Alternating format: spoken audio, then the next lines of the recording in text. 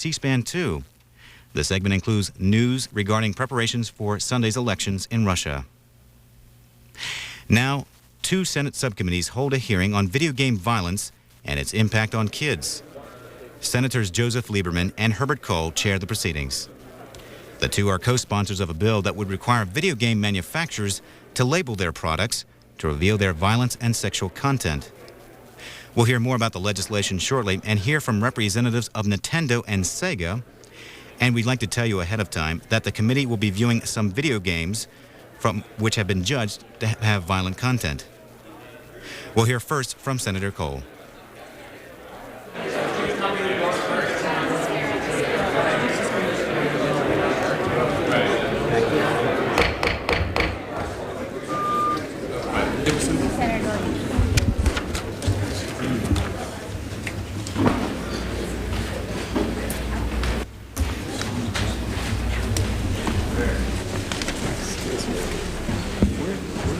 This hearing is called to order. This hearing is a joint hearing of Senator Lieberman's Governmental Affairs Subcommittee on Government Regulation and Information and my Judiciary Subcommittees on Juvenile Justice. Our subcommittees have jurisdiction over most children's issues and federal commissions. Before I turn the microphone over to Senator Lieberman for his opening statement, I want to make one point. Today is the first day of Hanukkah, and we have already begun the Christmas season. It is a time that we think about peace on earth and goodwill towards all people, and also about giving gifts to our friends and our loved ones. But it is also a time when we need to take a close, hard look at just what it is that we are actually buying for our kids. And that is why we are holding this hearing on violent video games at this time. That is why we intend to introduce legislation on violent video games as soon as Congress returns. Senator Lieberman. Thank you very much, Senator Kohl. It's a privilege to co-chair this joint hearing with you. As chairman of the Judiciary Subcommittee on Juvenile Justice, you've been out front in protecting our children and frankly and occasionally protecting the rest of us from our children, from minors, particularly in terms of their ability to obtain guns. An amendment on the crime bill, which I was privileged to co-sponsor with. Thank you for your leadership on that. Every day, the news brings more and more images of random violence, torture, and sexual aggression right into our living rooms. Just this week, the dreadful story of the young girl abducted from a slumber party in her own home and then found killed. A man on a commuter train begins coldly and methodically to fire away at innocents on their way home, killing 5 people and injuring many others. Violence and violent images permeate more and more aspects of our lives, and I think it's time to draw the line. I know that one place parents want us to draw the line is with violence in video games. The fact is that a new generation of video games crosses that line, containing the most horrible depictions of graphic violence and sex, including particularly violence against women. Like the Grinch who stole Christmas, these violent video games threaten to rob this particular holiday season of a spirit of goodwill. Instead of enriching a child's mind, these games teach a child to enjoy inflicting torture. For those who have not seen these so-called games before, I want to show you what we're talking about. What you're about to see are scenes from 2 of the most violent new video games. First, we have Mortal Kombat, which is a martial arts contest involving digitized characters. We're going to show 2 versions of the game. In the first segment, which is Sega's version, blood splatters from the contestants' heads. When a player wins, the so-called death sequence begins. The game narrator instructs the player to finish, and I quote, finish his opponent. The player may then choose a method of murder, ranging from ripping a heart out to pulling off the head of the opponent with spinal cord attached. The second version, made by Nintendo, leaves out the blood and decapitation, but as you will see, it is still a violent game.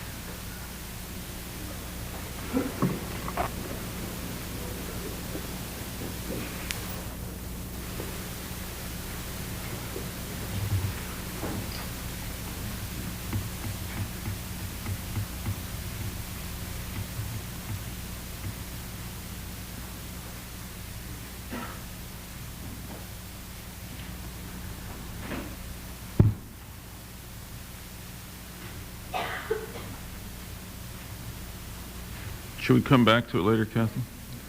I presume that the kids who are playing these games have more success than we this morning at showing them. The second game is Night Trap, which is a game set in a sorority house. The object is to keep hooded men from hanging the young woman from a hook or drilling their necks with a tool designed to drain their blood. Night Trap uses actual actors and achieves an unprecedented level of realism. What is particularly troubling about the scene in this film that we have an extract of is a graphic depiction of the violence against women with strong overtones of sexual violence. I find this segment deeply offensive and believe that it simply should be taken off the market. Now, these games are just the beginning. These two we've talked about. Every day, new games are appearing on the market. Last Wednesday, in fact, as we were announcing our intention to introduce legislation to create a rating system for video games and to hold this hearing, one video game maker was announcing the release of yet another brutal video game, which is called Lethal Enforcers. This game encourages players to shoot this gun, which is called a justifier. In other words, this is the handheld implement with which you play the game by shooting it at the screen, and the more successful you are, the more powerful the gun becomes.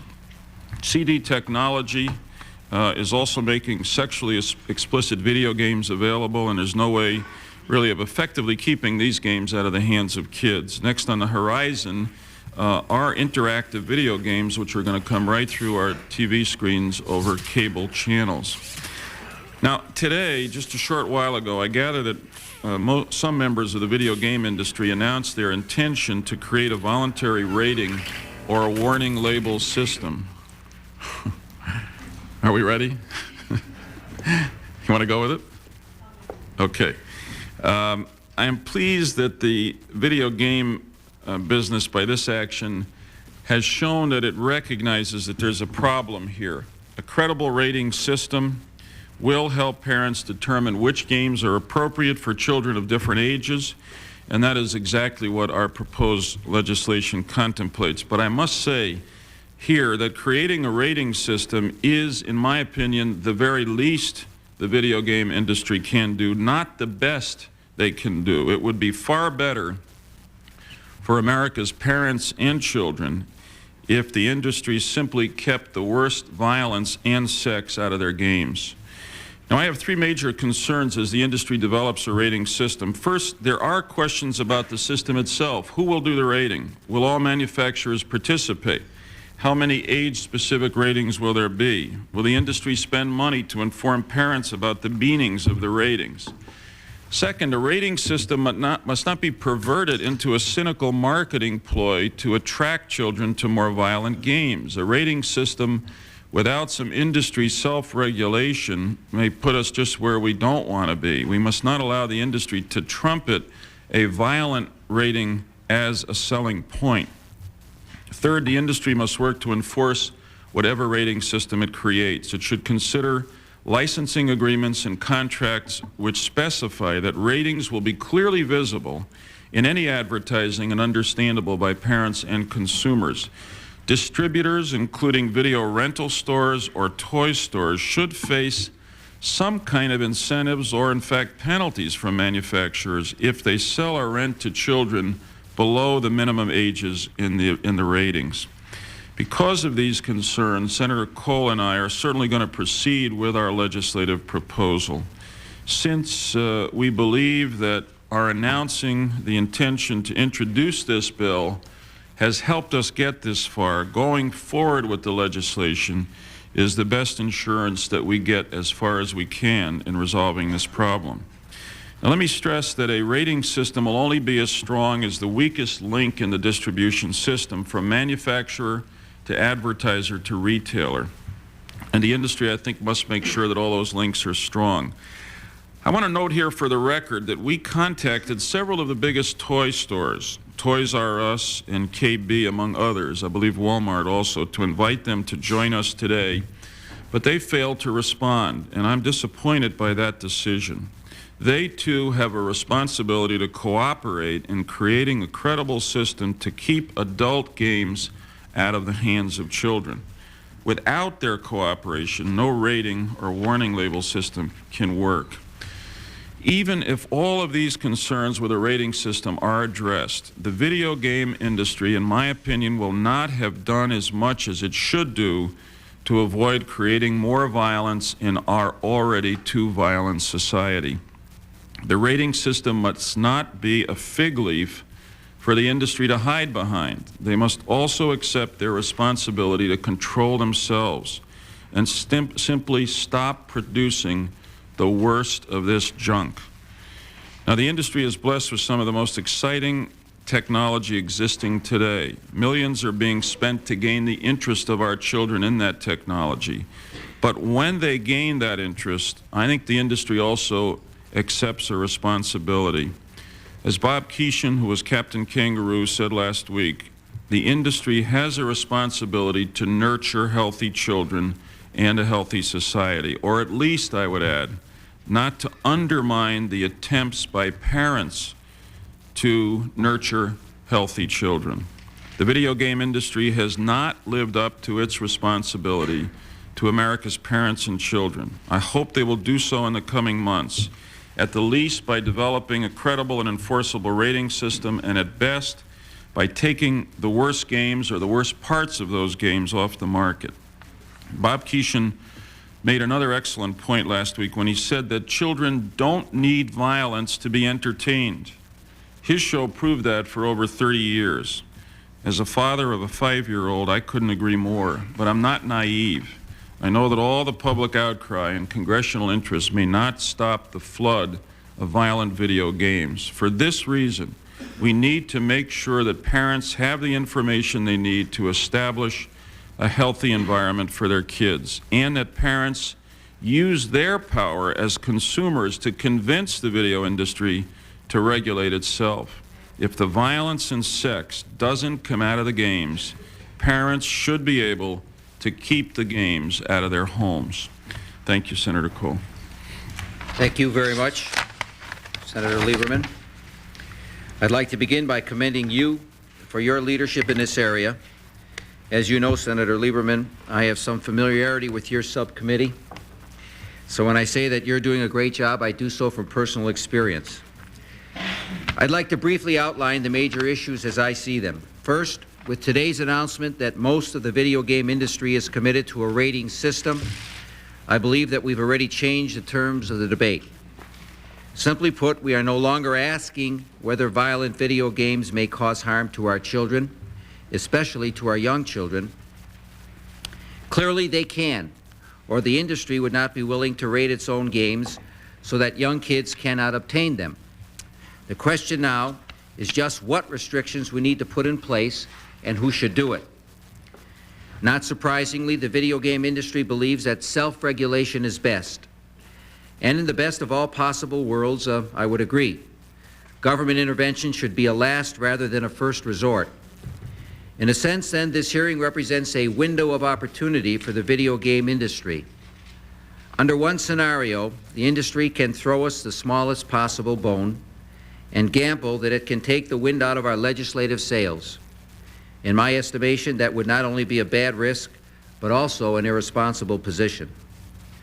Under another scenario, the industry can do something more substantial, at the very least creating an independent panel to review the suitability of these games for children with the purpose of eliminating the most violent games.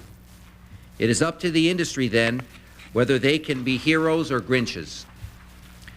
I spent the bulk of my adult life in business, and I know that if Nintendo and Sega, which together control 90% of the market, make the development and enforcement of a meaningful rating system a top priority, then it will happen, quickly, voluntarily, and without chilling any First Amendment rights. Second, let me say that I share Senator Lieberman's outrage at the excerpts that we will be viewing on the TV. Mortal Kombat and Night Trap are not the kind of gifts that responsible parents give. Night Trap, which adds a new dimension of violence specifically targeted against women, is especially repugnant. It ought to be taken off the market entirely, or at the very least, its most objectionable scenes should be removed. But those games are only two examples. Let me tell you about another video game called Lethal Enforcers. It comes with a special piece of hardware, an oversized handgun called the Justifier. And what does this game seem to teach our kids? Basically, that a gun can solve any problem. With Lethal Enforcers, sometimes the player hits innocent bystanders. In that case, blood splatters to the ground. But what the heck? Bystanders need to learn to get out of the way. Make no mistake about it, Lethal Enforcers is aimed at young kids. Just look at the ad. The warning label is almost entirely obscured, but enormous guns dominate the package. The ad features more than 20 guns in all, and the lead of the ad says, "You won't find a toy like this in any Cracker Jack box." Well, I hope not. What a cynical, irresponsible way to market a product. I find this glorification of kids and guns to be highly offensive.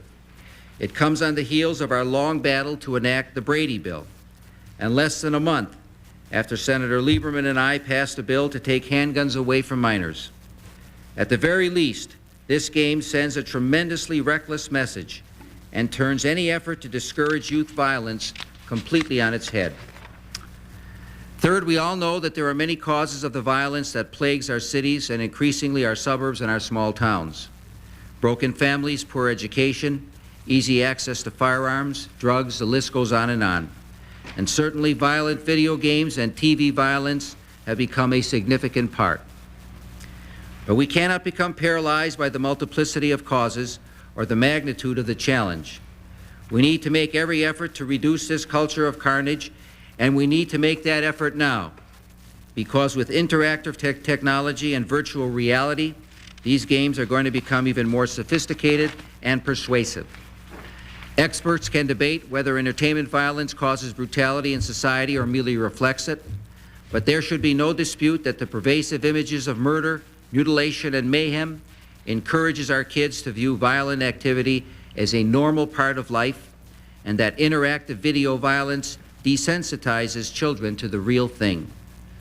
Our nation's children should not be told that to be a winner, you need to be a killer, or that make-believe violence yields real-life success. That subtle but menacing message pollutes our society. If the video game industry cannot effectively police itself, and so far, despite today's announcement, it has not proven that it can, then parents throughout the country will insist that Congress take action. Because while adults can rely on the dictates of the marketplace, obviously our children cannot. So today we're here to learn more about this issue and seek advice and cooperation from all sides. We hope to produce substantive results, and as part of that effort, we hope that we will receive a pledge from the industry to make a real commitment to our kids that exceeds its commitment to the bottom line. We have with us today one of our esteemed colleagues, that's Senator Dorgan. We'd like to call upon him. Mr. Chairman, thank you very much. I'm only going to be able to be at this hearing for an hour, but I'm on Senator Lieberman's subcommittee, and I wanted very much to be here because I think this is a very important issue. It has been quite a leap from Pac-Man to Night Trap. Video games and its impact and effect on our children is an important issue, and in many respects it's a first cousin to the issue of violence on television programming. One of my interests is legislation I've introduced with respect to violence on television, but this is, in my judgment, related to that. Children spend not only a lot of time in front of television sets, but many children spend a lot of time in front of video games, playing video games. I know we have people who are critics of the bill that you have introduced jointly and critics of those of us who are concerned about violence on television. These critics are similar, in my judgment, to those who are standing around still counseling us that there's no evidence cigarettes cause cancer. There's no evidence, they say, that violence on television or violence in video games affects our children. Of course it affects our children. If we lost all common sense, of course it affects our children. And it affects our kids in a very negative way. About 2 months ago, I saw the video game Night Trap for the first time. It is a sick, disgusting video game, in my judgment. It's an effort to trap and kill women. Shame on people that produce that trash. It's child abuse, in my judgment. And I know there'll be people who say, well, we sit up here as the thought police, trying to suggest what people can see or do. It's not my intention. We have some basic responsibility in this country to protect children. Those of us that have children understand that they deserve protection. Certain things are appropriate for them and certain things are not appropriate. And when we see the new generation of video games, and especially Night Trap and several other examples, in my judgment, they've gone too far. So I want to compliment the two of you on the legislation you've introduced. I think that it's a breath of fresh air. I want to add my name as co-sponsor and join you in your efforts. Someone said, I don't remember the author, that 100 years from now it won't really matter very much how much your income was or how big your house was. But the world might be a different place because you were important in the life of a child. Maybe, just maybe, this hearing, maybe, just maybe your efforts will be important in the lives of children and will make improvements in this world. I hope so, and I'm pleased to be a part of this hearing. Thank you very much. Thank you very much, Senator Dorgan. We'd like to call our first panel right now. The panel is composed of representatives from academia, education, and also concerned citizens.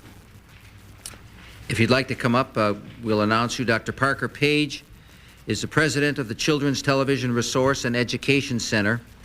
Dr. Page has been a leader on the issue of violence in the media with regard to its effects on children and has addressed the issue of video game violence.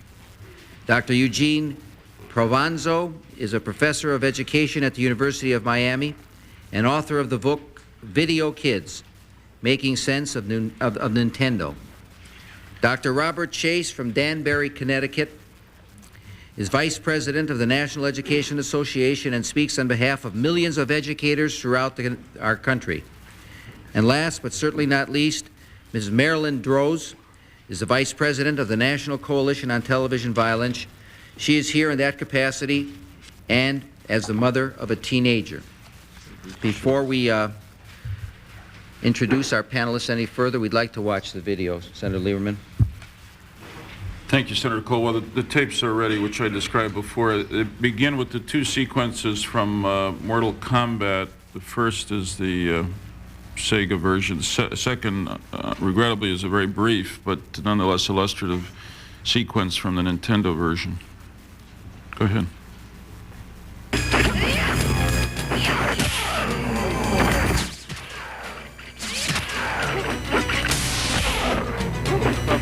For a lot of you to see, but there's blood splattering every time. Kato wins. Flawless victor fatality.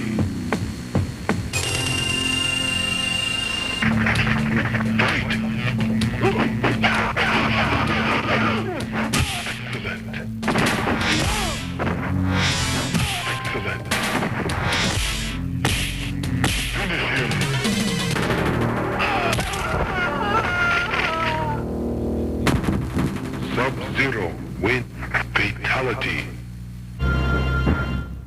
This is a brief sequence from the Nintendo version.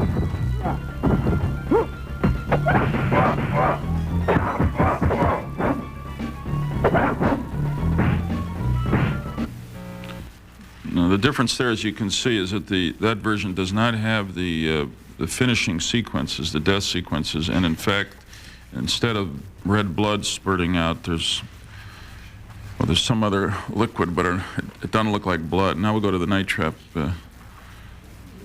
sequence.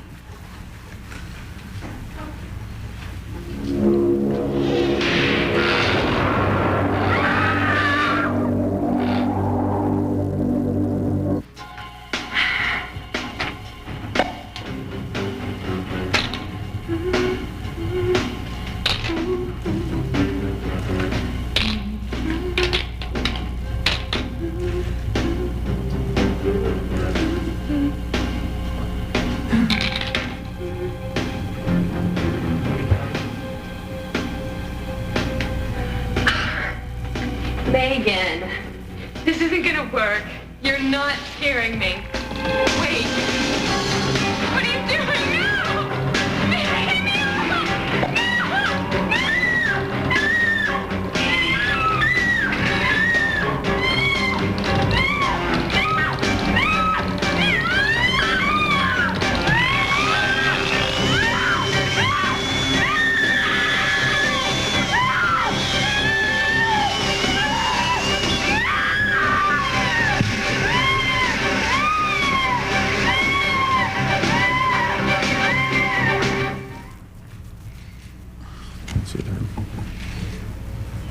That's all there is.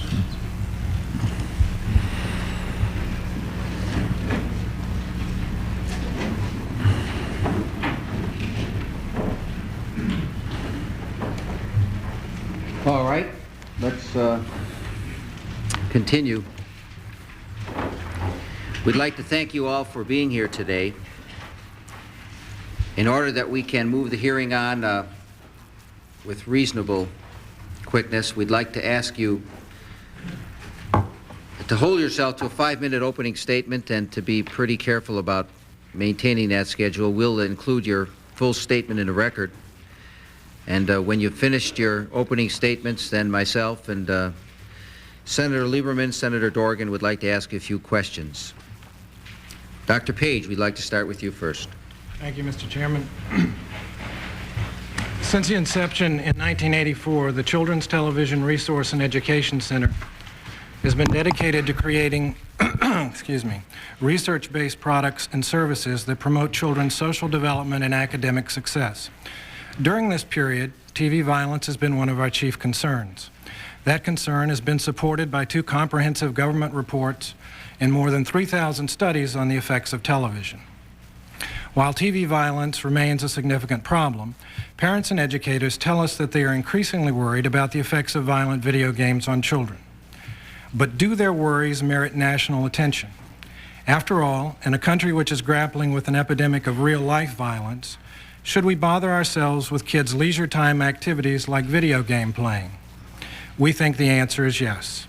For while the impact of violent video games is still open to debate, early studies as well as decades of television research warn us of possible consequences, especially for young children. The TV research is conclusive. Violent screen images have their own special effects.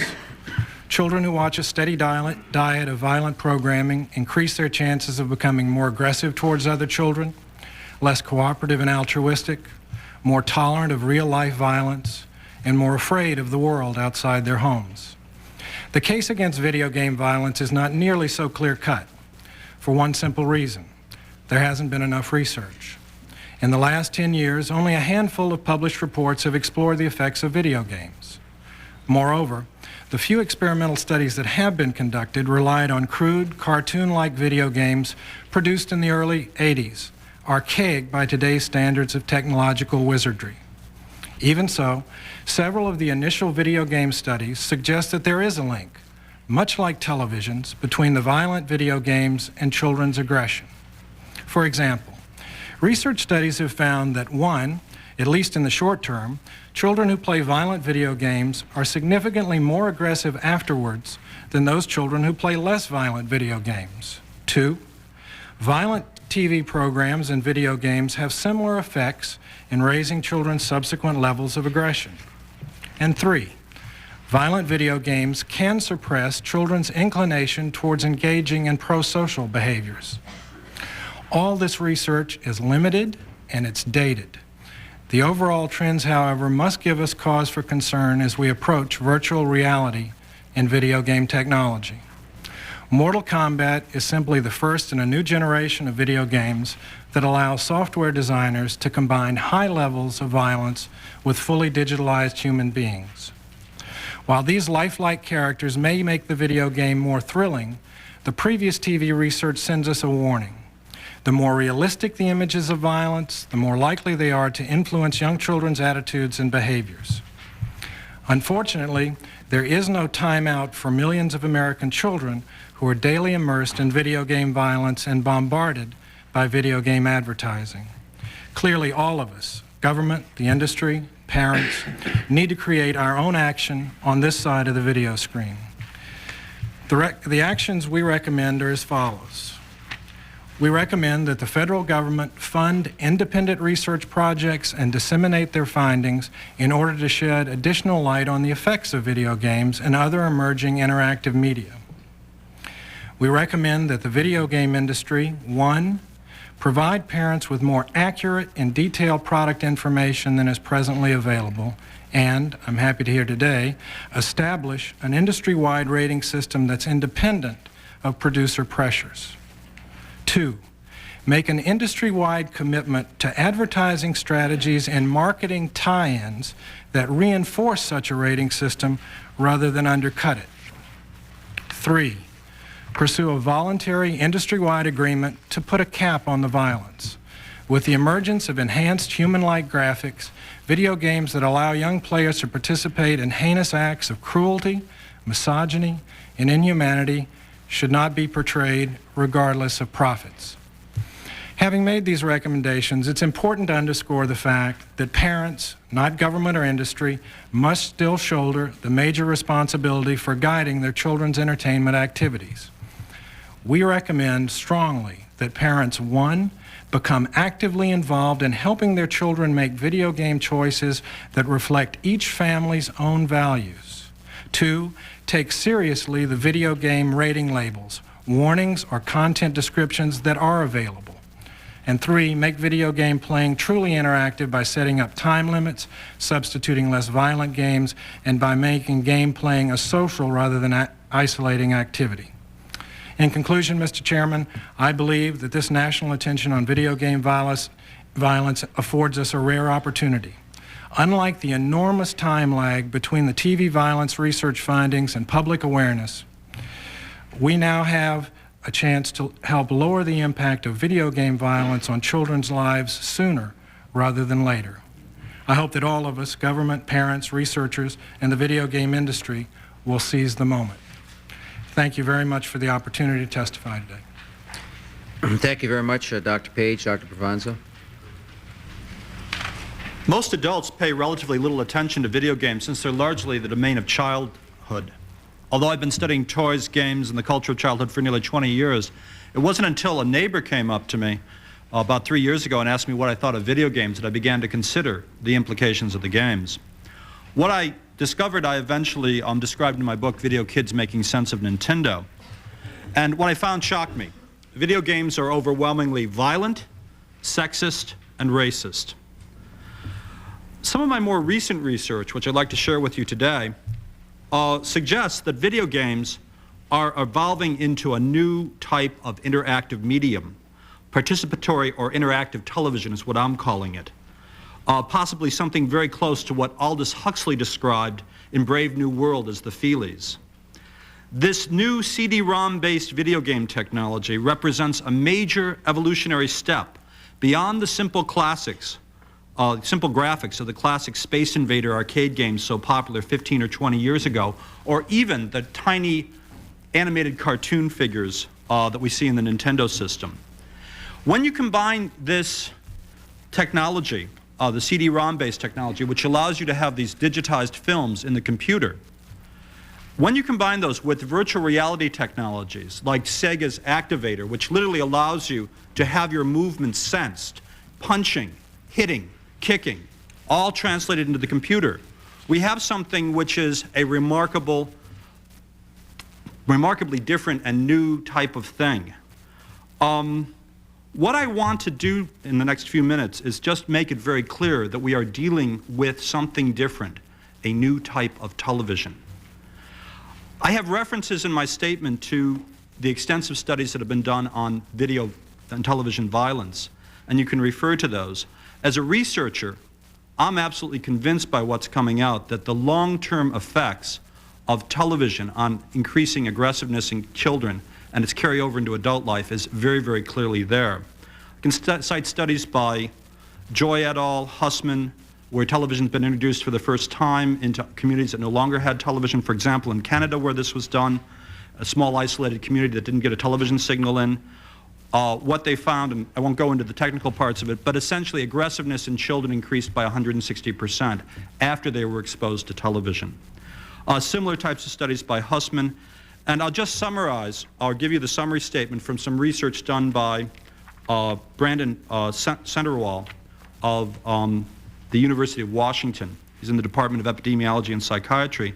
And he took an epidemiological look at television and video violence and looked at comparative studies between Canada, the United States, and South Africa, which did not have television until 1975.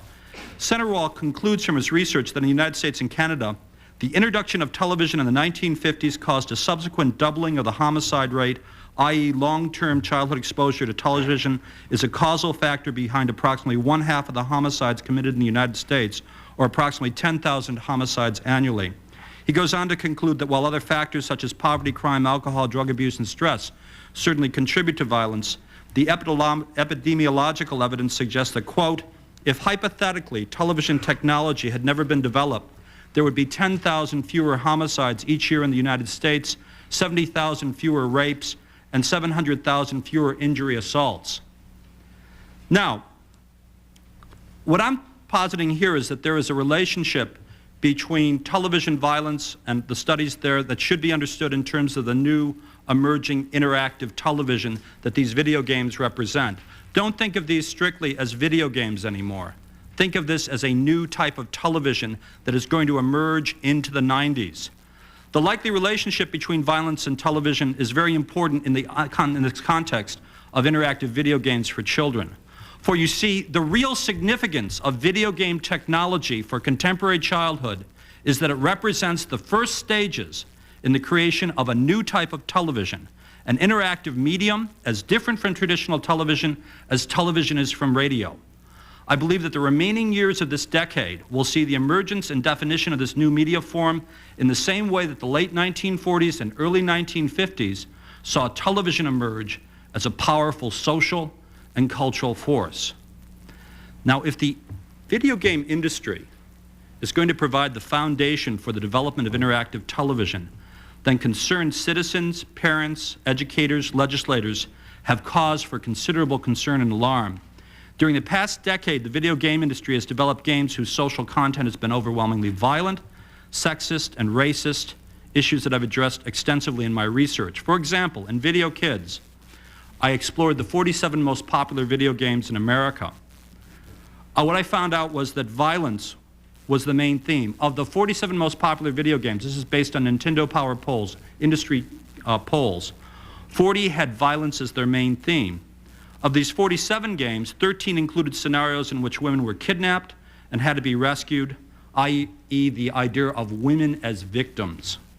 This represents a total of 30% of the games, a number which is even more revealing when we take into account that 11 of the 47 games were based on sports themes such as car racing or basketball. Women were consistently rescued by men in these scenarios, and there's a gender issue operating obviously there, gender bias. And although men were often rescued in the games too, they were never rescued by women. My point is that video games such as Nintendo have a marked tradition of extreme violence, which is also combined with significant gender discrimination. Now, you've had a chance to see these types of games, and am I out of my time? Okay. Let me just summarize quickly then. Yes, go ahead. Please go ahead. Finish up. Okay. What it comes down to is that in my testimony, I simply established the fact that the major game industry people are not taking into account their responsibility in this area and that they have a real obligation to do so. And I'd like to conclude by saying that essentially we are at the threshold of a new generation of interactive video gaming and television. Well, I believe that this technology has wonderful potential. As an educator, I'm terrifically excited about this type of material or this technology. I think we can do extraordinary things with it. I'm also convinced that if we continue using it without realizing and addressing the full ramifications and significance of the social content of video games, then we'll be doing ourselves a serious disservice to both our children and our culture. Thank you very much, Doctor. Mr. Chase. Senator Kohl, Senator Lieberman, Senator Dorgan. I am Bob Chase, Vice President of the National Education Association, which represents 2.1 million education employees in the nation's public elementary, secondary, vocational, and post-secondary schools. And I do appreciate the opportunity to speak with you about this very serious problem, the problem of the proliferation of corrupting influences on our children today. America's children are faced with a bewildering set of messages from television, movies, music, electronic games, and the print media. Too often the most unrelenting assault on the senses, encouraging aggression and irresponsibility, are in direct opposition to the values families hope to instill and the mores our society struggles to preserve. Parents, social scientists, and the community at large share deep trepidation about the fruits of this ever-widening dispersal of negative images. The explosion of media in the latter half of this century has made the problem all the more pervasive and the challenges for parents and community leaders all the more difficult. It's not surprising that the first response is to suppress books, movies, or other media that are offensive on the basis of their sexual, violent, racist, or sexist content. Many Americans, in fact, believe we can no longer permit the unfettered production and distribution of media that is contrary to commonly accepted standards of decency. And yet, as history has proven, there will never be a true consensus for a national standard of decency. More importantly, we cannot afford to try to protect our nation by undermining one of the United States' most essential foundation stones, the First Amendment. The NEA has long been a fierce advocate of First Amendment rights. The First Amendment is central to a tradition of academic freedom and free inquiry that is the hallmark of American public education. It is in fact vital to our democracy, and it is essential to the livelihood of our members as educators and America's students as thinkers and communicators. Some may argue that our founding generation never anticipated the denigration of women on television in programs and advertisements when they averred that Congress shall make no law abridging the freedom of speech or of the press. It is reasonable to argue that they never contemplated the need for restrictions on electronic games with intensely violent or graphically sexual content, nor could they, in their wildest imagination, conceive of microchip circuitry, CD-ROM technology, or the leisure time to expend on such idleness. It remains to this generation to sort it out. It is unfortunate that the producers of such electronic games do not exercise restraint. And I join Senator Lieberman in calling for the producers of such electronic games to live up to their responsibility in helping raise a generation of children free from violence. It is even certainly disheartening that there is a demand for games that are explicitly violent and graphically sexual. The first line of defense against wide distribution of such games and other material remains the family. All parents must assume for themselves the responsibility to raise their children with a set of values, standards of respect and decency, and a sense of limits about what is appropriate behavior in our society. The real challenge comes when we begin to determine what our community standards are. My own independence, the legacy and heritage of the American characters, determines that I don't wish anyone, even members of this committee or any other body, to dictate to me what I believe to be appropriate for my daughters to see, or to say, or to do, any more than I would presume to tell you what is appropriate for your sons and daughters. What is fitting, however, and I hope we can share, is a commitment to providing parents with appropriate tools to make reasonable judgments for our children. That is precisely what we are here to consider today. The facts in this matter, I believe, are not in dispute. There is a relationship between thought and action. Media that contain violence and inappropriate sexual behavior and bigotry can promote these behaviors in others. Electronic games, because they are active rather than passive, can do more than desensitize impressionable children to violence. They actually encourage violence as the resolution of first resort by rewarding participants for killing one's opponents in the most grisly ways imaginable. Many movies, books, television programs, performances in electronic games are inappropriate for young audiences, and we must assure that the guidelines that now exist for films to serve as a tool for parents be extended to the electronic games. NEA strongly supports the legislation authored by Senator Lieberman and co-sponsored by Senator Kohl to establish a national independent council for entertainment and video devices. We believe this council, working with the video game industry, can and must establish a system for parental notification about graphic, sexual, or violent materials contained in some video games. In addition to providing parents a tool for identifying games that are inappropriate for children, we believe the council can help promote awareness of the relationship between the depictions of violence and the reality of violence in America today. America's public schools and the members of the National Education Association have long played a vital role in preserving our culture. And in recent years, we have worked to establish programs to help our members and schools address the issues of violence in our society. A September edition of Teacher TV, which airs on the Learning Channel, focused on issues of violence and violence prevention in the classroom. This episode has become the most requested of the 30 programs we have produced because of the sincere and grievous problems that our educators are having around this country.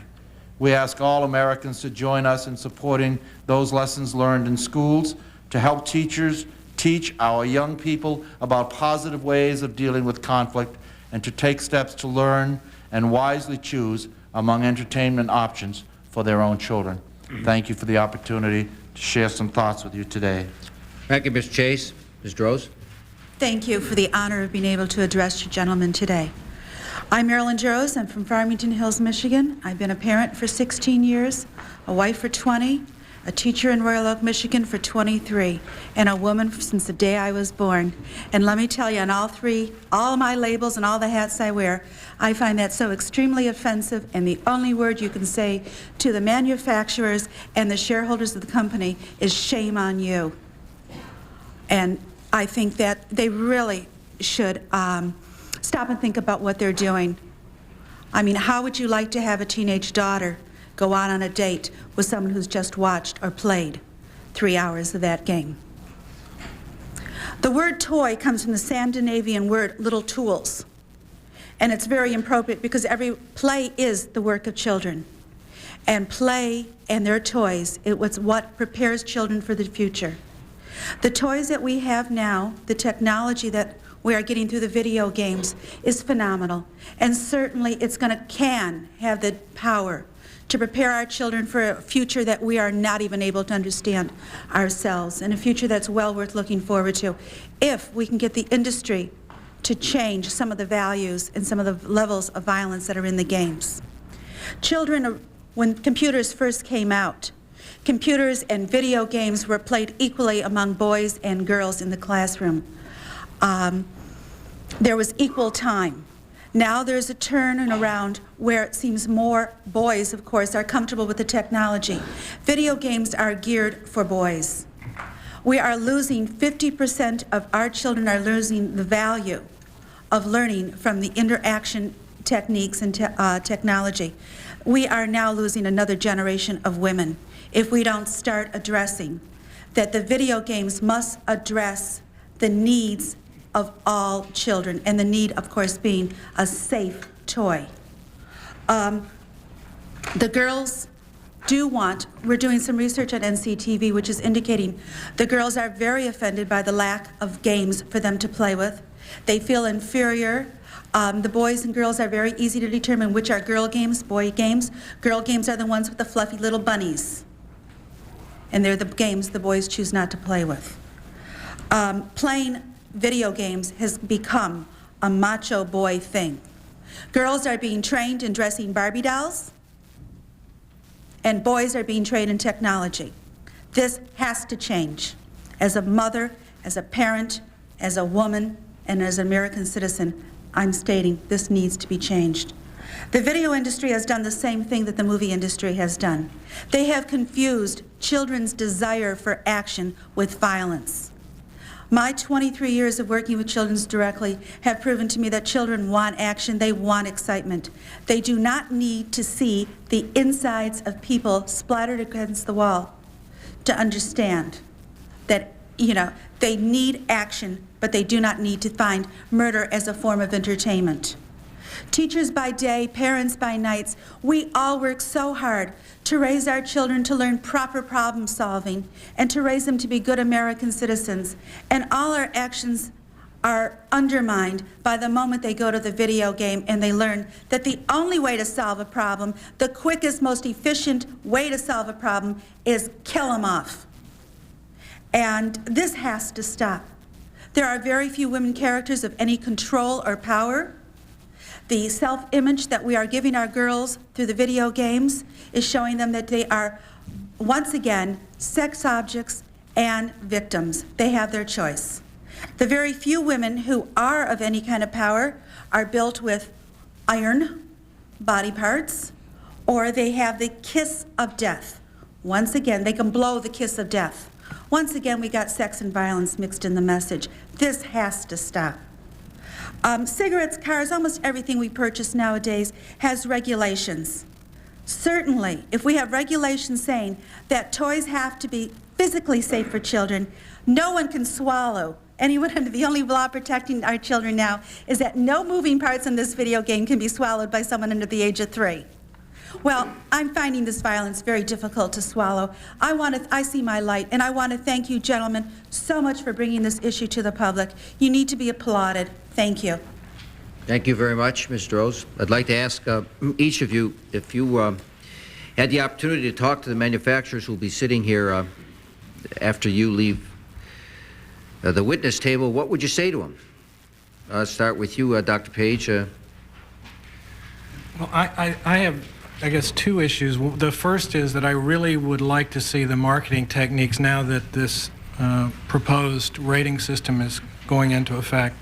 Marketing techniques so that they are not toy and candy tie-ins for games that are designed for kids 13, 14, and 15 years old, but the toy tie-ins will attract children 4, 5, and 6 years old. I think it puts tremendous pressure on parents to buy games that are marketed in that way.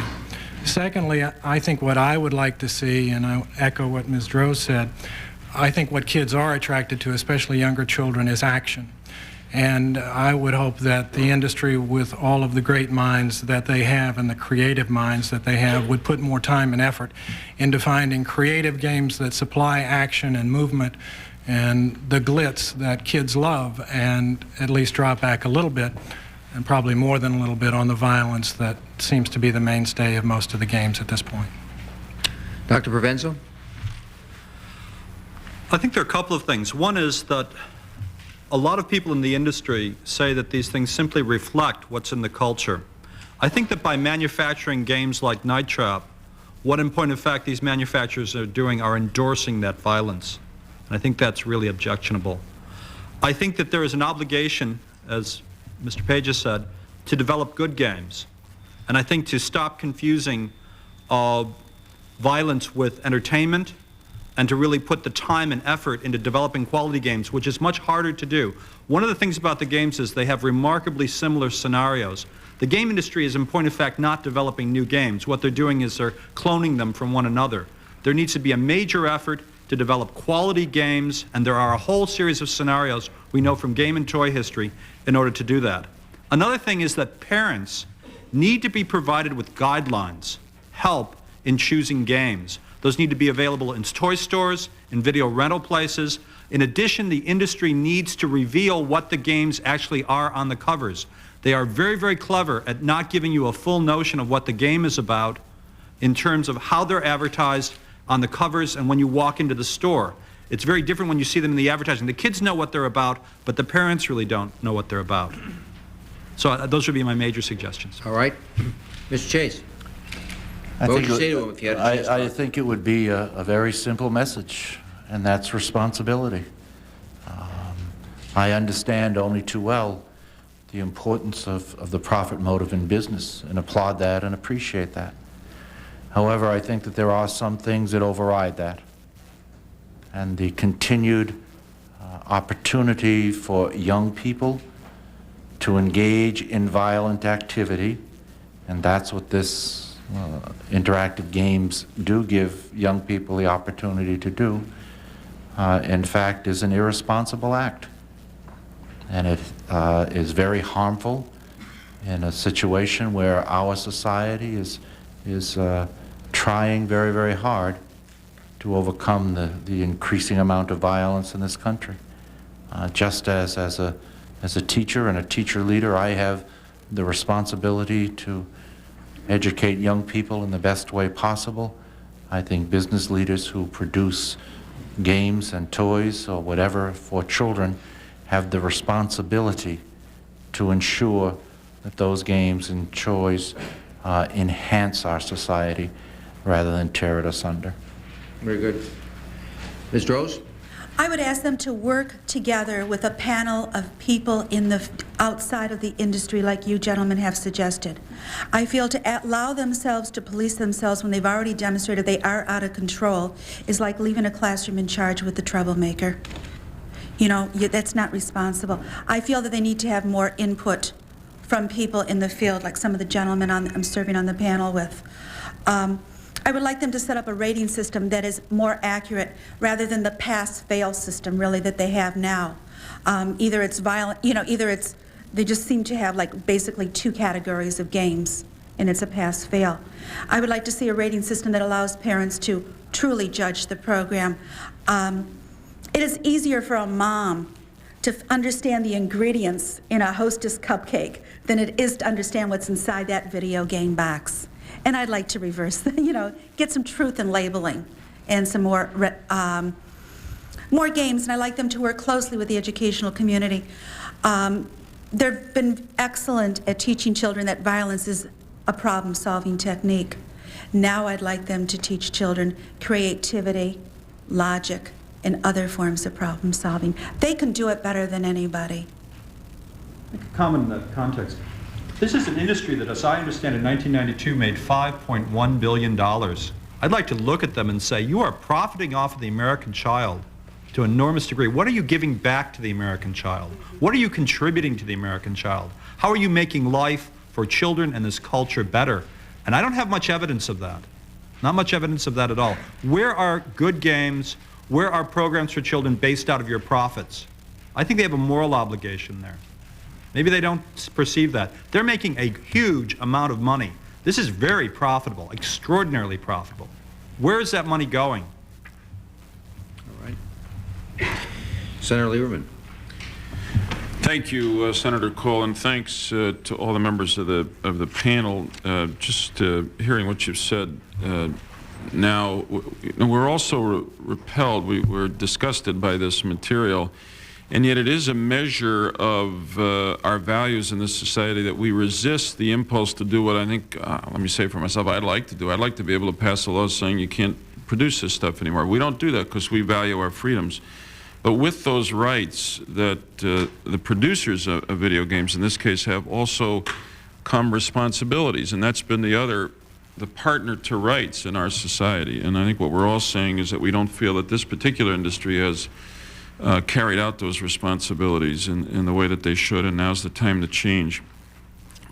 Dr. Page, I want to ask you, because you spoke about the literature in this area, and just in in the interest of fairness, I guess I'd say, is there any, and you have basically summarized the literature that demonstrates that violent TV programming in this case and has a link to raising children's subsequent levels of aggression. With regard to the video game industry, there's a much smaller set of experiments or studies that have been done, but it seems to be heading in the same direction. But in fairness, I wanted to ask you this. Is there any substantial body of opinion within the profession that argues against those conclusions? Are there against the conclusions about television or the conclusions about video games? Conclusions about violence on television increasing the aggressive behavior of children? A very, very, very small minority. It's now become a consensus belief that all of the issues that I listed as effects are in fact effects on children. Okay. And Dr. Provenzo, I take it that you agree with that? That in your familiarity with the literature, the strong preponderance of opinion is that there is a link here between...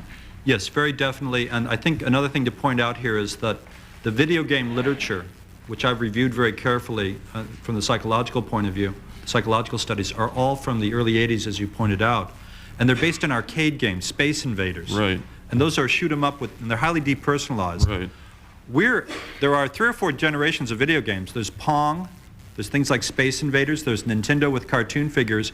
We're into the next stage right now, which is Night Trap type games, and there's a new stage after this, which is the combining of this with virtual reality devices. I mean, imagine this game with iPhones that bring sense around, digital contact devices, data gloves, those types of things. That's the other level, and we're beginning to move into that. Sega, to my knowledge, has got a new wraparound vision screen available right now. At least it's been advertised, or it's coming out.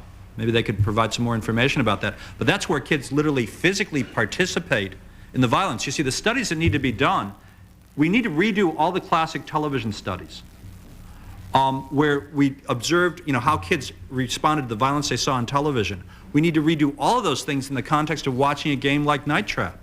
We don't know what the results are, but we can pretty much make some guesses. Well, this leads me to my next question, which is, it has been my personal reaction, and I'm not a professional in this, that if we have established in this long series of studies a link between TV violence and aggressive behavior by children who watch it, then it should be even more so with video games, because the child is more actively involved in the video game. I mean, he's not just watching, he's making the violence happen. Now, has that been tested yet, or it hasn't been? No, go ahead. The only, again, his point is the studies were done in the early 80s. There have been a couple of studies which have found that the kids in the experiments who played the violent video games also had a partner coupled with them who only watched.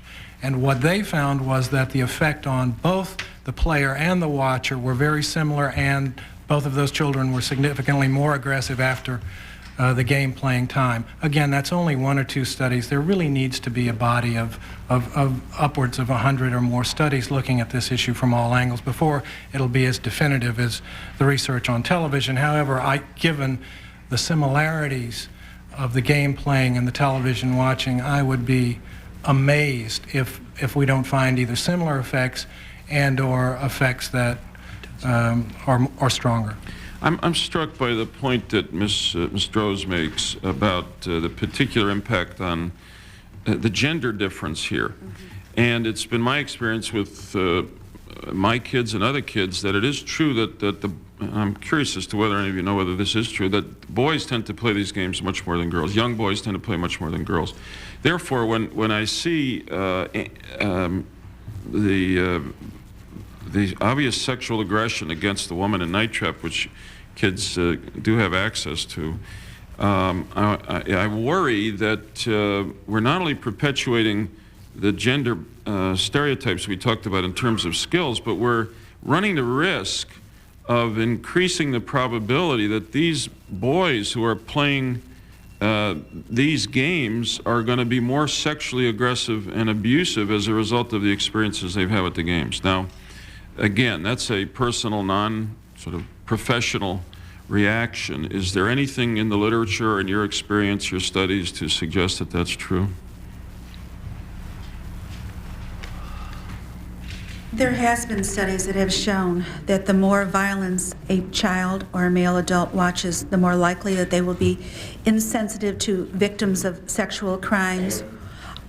There's been enough research out there, I think, to state with all fairness that the more violence that a young boy watches at an early age, the less likely they will be sensitive to women's issues. I think if you look at our healthcare cost and see the rising cost of women being treated in hospitals for domestic violence, I think it bears truth.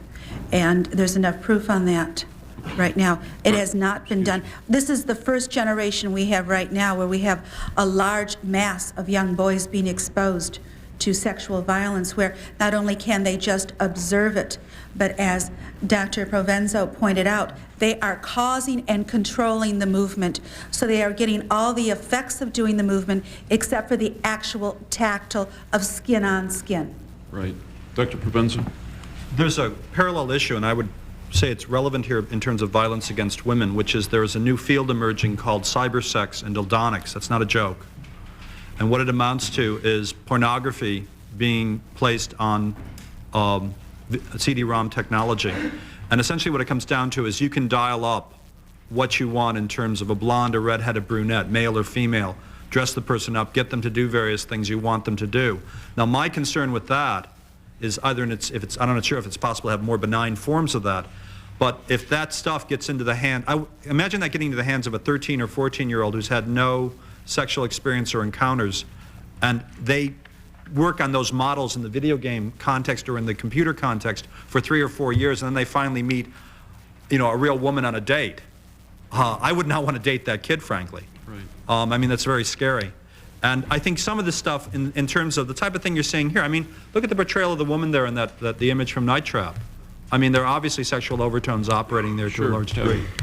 I thought I was moved by your statement, which is one that parents must all feel, which is they wouldn't want their daughters going out with a boy who had just been playing one of these video games. That's right.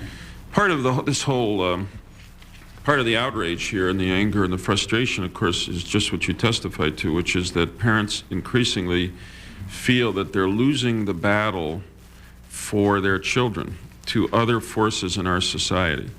And this is part of it. Yes.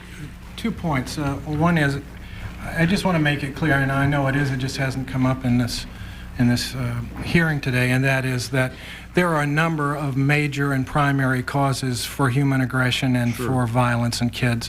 And video games and TV violence may or may not be part of it for any one child or group of children. But having said that, I want to mention a second thing, because it's come up in the recent debate, national debate about violent video games. There are some folks who believe that violent video games can drain away aggression, that after kids play a violent video game, they in fact will have a cathartic effect and will be less violent. Yeah, I've heard that. That's a great theory, and it makes for very lousy research. The research, especially in the area of TV violence, points in the exact opposite direction. So kids, after playing a video game, may or may not feel more relaxed, may or may not feel less frustrated, may or may not feel better about themselves, but the research indicates, both from TV and from the early studies on video games, that they're not going to be any less aggressive, that their attitudes about aggression will not have changed or decreased. In fact, they probably, if anything, will have increased, and I think that point needs to be made. Dr. Provenzo, you indicated that in your book, and I know you have in your book, state that video games are not only violent and sexist, but they're also racist. Can you just briefly give us a few examples of what you mean? Sure. In interviews with children, what I found was that they talked about the ninjas as being bad. And then you asked them who the ninjas were, and they were sort of like the Japs and the Chinese. Yeah. And it turns out that they perceive Asians, any Asian, as being extremely violent, as being dangerous, as being evil. It's operating at a very basic level and at times simplistic. It carries over into other areas as well. There is depictions, I believe, although it's hard to prove, but my perception of homophobia operating in terms of how certain types of women are portrayed. I think that there are also things about race in terms of black and color issues that are clearly there. There are subtle and they're hard to get at sometimes, but I think they present a rather disturbing world. Could I make one comment about the gender issue, which, following up on what Ms. Strauss was saying? There's another issue that I found in my research that I think is very important, and that is that I interviewed children, girls in particular, large numbers of them, and they basically said, I don't like video games, I don't like computers, I think I would like them, but I don't like what they're about, is what they said essentially. Can you go advise, I mean, I would have third graders say, what are some good games I can play? Yeah. Now my argument here would be simply, if it's important as you're arguing, which I think is critical, that video games, and as the industry people often argue, that video games are the first introduction for children into the culture of computing, then we're discriminating against girls by providing them with these consistent negative images because they get turned off to computers at a very early stage. And if those are really, if these are tools for the 21st century in a certain sense that they need to master, we're driving them away from these tools, and I think that's very objectionable. My time's up. Thank you all. Senator Dorgan. Thank you very much. Ms. Strauss, we have testimony that will be submitted later, some of which has already been submitted by Mr. Tom Zito, who's not with us, President and CEO of... I am here, sir. Oh, I'm sorry. Mr. Zito is here. I see. Okay. Mr. Zito has presented testimony. Mr. Zito says that Night Trap was set out to create a spoof of vampire films. And then Mr. White from Sega, Vice President of Sega, who will testify in the next panel, says in 5 mitigating points responding to the controversy over Night Trap, is that the controversial scene, apparently the one we've just seen and the one I've seen before, is displayed only when the game player loses. Does that make you feel any better? Oh, it makes me feel a lot better that if you're a loser, you're dead. No, it doesn't. We're dealing with self-esteem in here. There are many magazines out on the market, like the several I brought in here today. These magazines are filled with game tips on how to play the game, that in no time at all children become winners in kill, and their kill ratio goes up. It tells them the secret codes and exactly what to do to become successful in murder. My statement to people who feel that there are some value to these games is, if the Pentagon was to ever have suggested years ago that we put video games that teach children how to aim guns and train them at the age of 8 to be soldiers and to and ever invented a game to put into the homes of young boys to train them to be in the military, I can't begin to tell you, you know what kind of uproar there would be in this country if our government was to start training early killers. Commander Sims at the beginning of Night Traps looks at you straight in the eye and he says, quote, if you don't have the brains or guts for this mission, then give control to someone who does. That's what it says at the beginning of the game. The head of the SWAT team, or excuse me, it's the SCAT, it's the Sega something or other, you know, SWAT team is what it comes down to. So there's this sort of fascist military type with a, you know, police cap on looking at you and saying, if you're not man enough to do this, forget it, you know? You don't deserve to play this game. So obviously it's not directed for the other half of the population. Well, okay.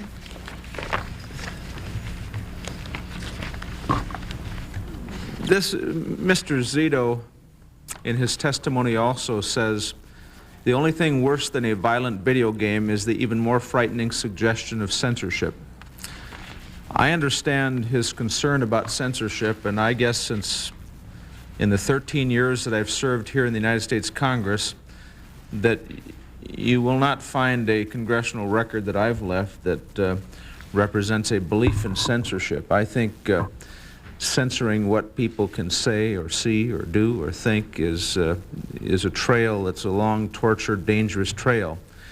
On the other hand, the interest in creating, with new technology, interactive video games for the entertainment of adults, and the difficulty in dealing with those kinds of games and the access to those games by children is something that we cannot ignore. Senator Lieberman has a young daughter. I have young children. The fact is, games, video games, are an exploding industry in this country. What I see on some of these video games is exactly what I've seen on television. An incredible sensationalist approach to glamorizing violence, going more and more towards the edge, a collapsing of values, and I worry about it. I don't know exactly what the solution is, but I know that to those who produce Night Trap, my personal observation is I think it's pathetic and shameful that the conclusion of a game like that, a quote game unquote, is to drill into a woman's neck, to grab a woman with a metal hook. I mean, I don't view that as constructive entertainment. Now, should we censor it? I don't believe much in censorship, but moving down the road to try to find how do we prevent children from having access to that sort of glorification of violence, and I agree with Senator Lieberman, violence I think that is directed all too often against women. I think the search for that answer is a constructive search for all of us, and this panel I think has presented some extraordinarily thoughtful testimony for which I'm grateful. Senator Kohl, if I may just ask one final question, just to pick up on something you said so I'm clear in understanding it, because it goes directly to the announcement by the industry today. When we're talking about a rating system, did I clearly understand you to say earlier that we ought not to be content just with the MA-17 or MA-13, but that we ought to require that there be a narrative describing, for instance, saying that this, assuming we can't convince the companies to stop doing it, this Mortal Kombat, this game includes scenes of decapitation, et cetera, et cetera. Night Trap, there's violence against a woman in this. Is that what you're suggesting? I think there needs to be something more than parental discretion advised, that variation on the theme. I actually applaud Sega's beginning the process of having a rating system. I simply would like to see a more detailed rating system that gives parents who have the ultimate obligation in this area for younger children more information so they can make a studied judgment. Senator Lieberman, yes. The NCTV had a rating scale back in 1989 to measure video games. We're currently in the process right now of revising it, where there would be a range of violence that you can play, from the very lowest, of course, always being don't put the game in the cartridge, but to how many acts of violence that can be done in 1 minute. You know, when we have always monitored television, and we do acts of violence per hour. When we monitor video games, we go down to acts of violence per minute. And I would like to see the rating scale be a system where it would measure the amount of sexual references or sexual activities that can be done, and the act of violence. Senator Dorgan is familiar with our work, and he knows that we take a strong stand against censorship. We're strong components of the Constitution. But everything that touches children, from the pajamas they wear to the toothbrush that they use at night, is governed by regulations, and all our regulations are concerned with their physical safety. I think we need to, some point in our life, look at the internal safety, and let's also look at the safety of the child who's sitting next to the child whose parents are unable or unwilling to keep night riders out of their home. Final answer, yes, Dr. Professor. I'd like to make a suggestion that I don't think is that difficult to do. I'd like to see violence portrayed accurately. I would like to see in television violence, when someone is shot in the leg, someone isn't winged, but what really happens to them. I would like to see in a video game that if you punch someone viciously, they don't get up and walk away immediately and take another punch. I think the kids do not understand. When I interview children, I spend a lot of time out in the field interviewing kids, and they don't understand what guns and hitting does. And I think they need to understand that, and they don't get that communicated to them. through either television or video games at all. They think that guns aren't that serious. They don't understand that guns kill people, or that when a gun goes through your leg, you may not walk again, or you may lose your leg because your leg may explode. They don't understand any of that. Thank you all. Thank you. One final question. Do you think that their announcement this morning is an attempt to defuse or to take the wind out of the sail of any potential congressional action? I personally think that the parents of the United States, thanks to some of the effort on people on the panel and definitely the attention that Senator Lieberman gave last week, and the building anger of parents regarding the violence that our children are exposed to, has reached such a momentum in this country that I don't think the American people will allow the video industry to put up a smoke screen. And after talking to some of the people in the industry today, I do feel that they are sincere. And I would like to feel that after 23 years of working with kids, it's kind of hard to lie to me. And I'm really hoping that they will work together with people who have been working with children and let's work and solve this problem. There is potential here. We have to tap into it. I think we should view it as a positive step, whatever the motivation, and I certainly wouldn't want to give anything as far as whatever that motivation may be. It's a positive step to doing what's necessary to protect our children and to do what's right. Very good. We thank you all for coming. Thank you. Before we go to the second panel, I'd like to simply say that Senators McCain and Gordon have filed statements that will appear on the record with this committee. Senator Lieberman. Thank you, Senator Kohl. Let me thank the members of the first panel. Let me now call the second panel to the table. Howard Lincoln, Senior Vice President of Nintendo of America, Bill White, Senior Vice President of Sega of America, Eileen Rosenthal, who is the General Counsel of the Software Publishers Association, Dawn Wiener, President of the Video Software Dealers Association, and Craig Johnson, who is the past President of the Amusement and Music Operators Association.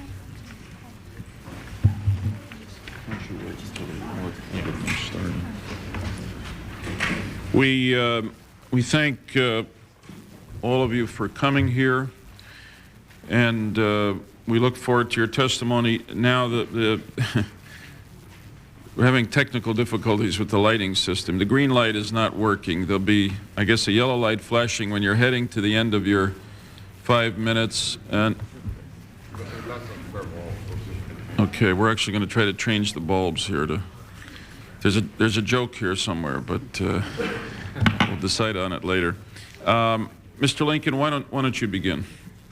Thank you, Senator. Senator Kohl, Senator Lieberman, Senator Dorgan. I appreciate the opportunity to appear before you to discuss this issue of violence in video games. Nintendo is just as concerned about the issue of violence, whether in movies, television, or video games, as anyone in this room. Of course, every entertainment executive tells Congress that, but Nintendo can back it up. In the mid-1980s, when Nintendo entered the video game business in this country, the issue of violence in video games was not in the public's eye. But just like today, there was a computer software industry selling video games, and some of these games contained excessive violence and pornographic material. We didn't want Nintendo's name associated with this kind of product. Even then, we were concerned about game content. So in 1985, when we launched our first Nintendo home video game system, we made a conscious business decision not to allow excessively violent, sexually explicit, or other offensive games in our system. We incorporated a patented security chip in all Nintendo hardware and software, and this enabled us to review and approve the content of all video games played on Nintendo's hardware, either video games sold directly by Nintendo or games marketed by our approximately 70 independent third-party licensee companies. Nintendo has video game guidelines which control game content, and we've applied these to every one of the more than 1,200 games released into the marketplace by Nintendo and its licensees. Using these guidelines, we prohibit a number of things, including sexually suggestive or explicit content, random, gratuitous, or excessive violence, graphic illustration of death, excessive force in sports games, ethnic, racial, religious, nationalistic, or sexual stereotypes, profanity or obscenity, or the use of illegal drugs. And over the last 8 years, these guidelines have kept an enormous amount of offensive material, including excessive violence, out of American homes. And specific examples are contained in the statement that I've submitted to you. Of course, our game guidelines are not perfect and may not answer everyone's concerns. After all, video games are a form of entertainment covering everything from education to the martial arts. But I must say that we have made a good faith effort to keep offensive material off our game systems, and we intend to continue applying our game guidelines in the future. In the past year, some very violent and offensive games have reached the market. And of course, I'm speaking about Mortal Kombat and Night Trap. And let me say that for the record, I want to state that Night Trap will never appear on a Nintendo system. Obviously, it would not pass our guidelines. This game, which as you've indicated, promotes violence against women, simply has no place in our society. Let me turn to Mortal Kombat. To meet our game guidelines, we insisted that one of our largest licensees, Acclaim Entertainment, remove the blood and death sequences present in the arcade version of Mortal Kombat before we would approve this game. We did this knowing that our competitor would leave these scenes in, and with full knowledge that we would make more money if we included the offensive material. We knew that we would lose money by sanitizing Mortal Kombat, but sanitize it we did. And unfortunately, I must say that we have been criticized by literally thousands of young game players for insisting that the death sequences be removed from this game. What's been the form of that criticism? We've received letters. We've received literally thousands of phone calls. People actually call and write to complain that they can't have the more violent game on the Nintendo system. That's correct. The letters and the phone calls essentially say, leave in the violence. You're censoring.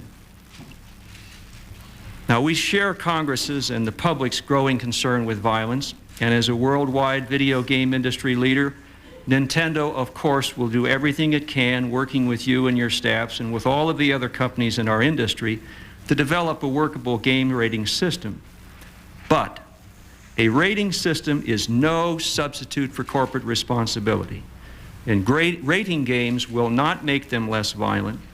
Only manufacturers acting responsibly can do that by controlling game content and keeping outrageous games like Night Trap off the market. We agree with your recommendation that a game rating system is needed. To be effective, it has to be comprehensive, uniform, and understandable. And of course, it has to have broad industry and public participation in its formulation.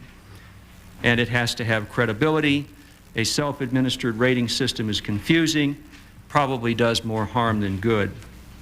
In conclusion, regardless of what happens here in Congress, Nintendo will sponsor industry forums in early 1994 to discuss game content guidelines and work out a comprehensive game rating system. And to advance that cause, Nintendo will work with entertainment software publishers, game developers, hardware manufacturers, retailers, consumer advocacy groups, and other interested third parties to assemble the first industry-wide forum on these subjects. And certainly we invite you and your staff to attend. But really, in the end, the real issue here is not about game ratings. It's about exercising corporate responsibility. We've done this since we've gotten into this business, and we're going to continue to do it in the future. Thank you. Thank you, Mr. Lincoln. Mr. White, you're next. Chairman Lieberman, Chairman Kohl, and Senator Dorgan, my name is William White. I'm Vice President of Marketing and Communications for Sega of America and a father of 2 boys, aged 5 and 8. Sega of America is headquartered in Redwood City, California, and we develop 70% of our games here in the United States. Since mounting a serious challenge to Nintendo's monopoly over the video game market in 1991, we have won nearly half of the total U.S. video game market.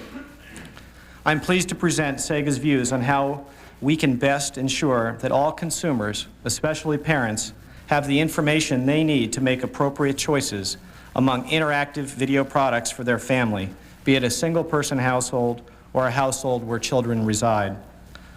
I want to address 3 key points.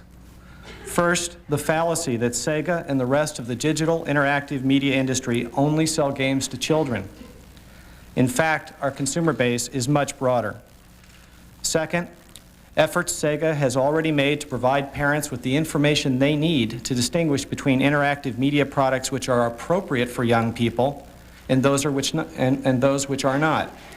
And third, efforts Sega is currently undertaking to gain the cooperation of all digital interactive media companies to develop an industry-wide rating system. In recent days, the glare of the media spotlight on this issue has resulted in the circulation of a number of distorted and inaccurate claims. The most damaging of these distortions, in my view, is the notion that Sega and the rest of the digital interactive industry are only in the business of selling games to children. This is not the case. Yes, many of Sega's interactive video titles are intended and purchased for young children.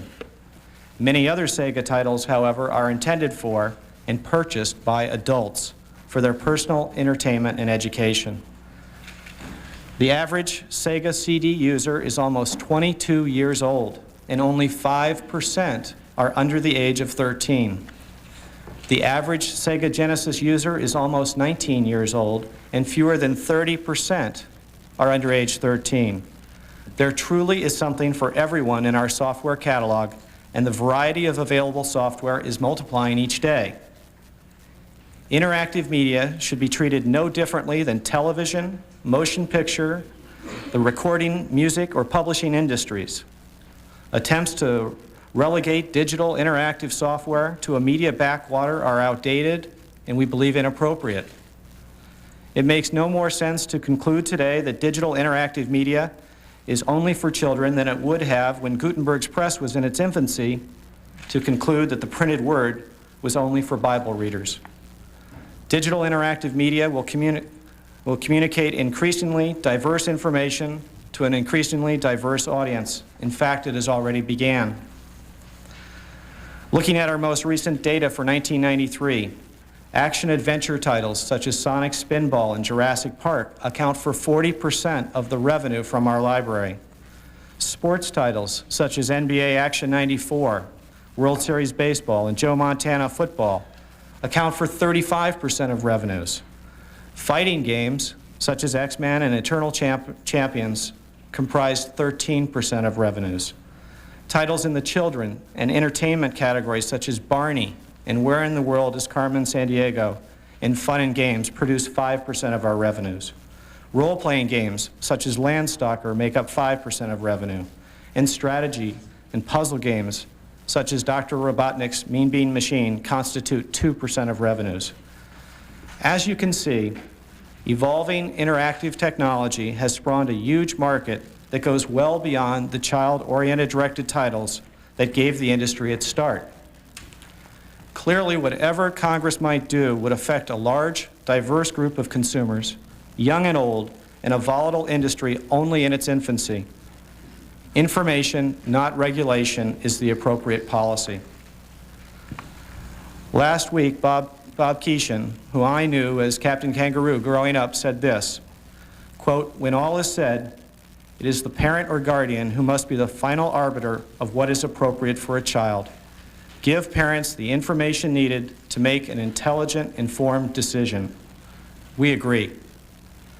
Last September, Sega completed its phased implementation of a comprehensive parental guidance program, which we began developing over a year and a half ago.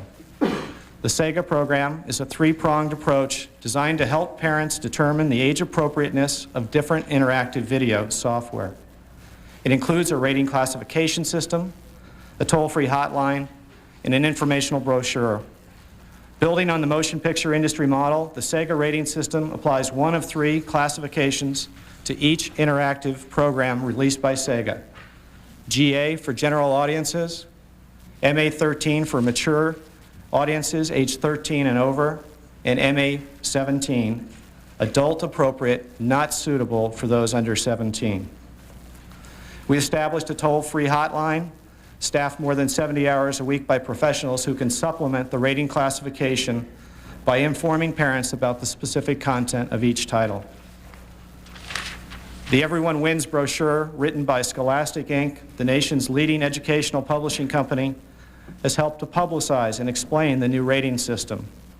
Sega's rating system has been carried out by the Video Game Rating Council, created by Sega and consisting of independent experts in the areas of child psychology, sociology, cinema, and education.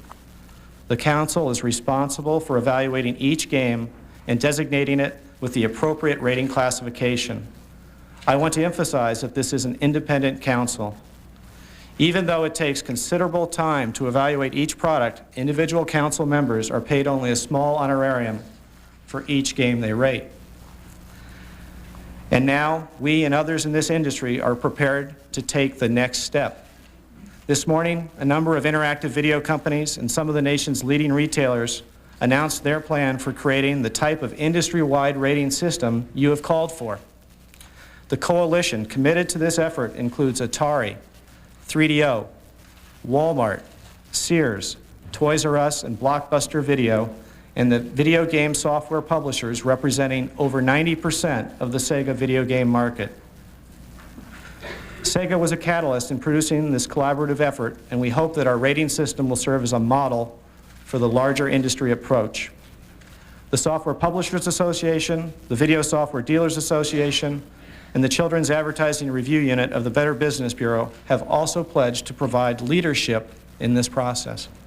The goal of the industry coalition is to develop and implement a rating system that enjoys widespread acceptance and voluntary participation throughout the industry at all levels of product distribution, is uniform and consistent, has a high degree of consumer awareness and understanding, and has the cooperation of retailers to enforce the program at point of sale.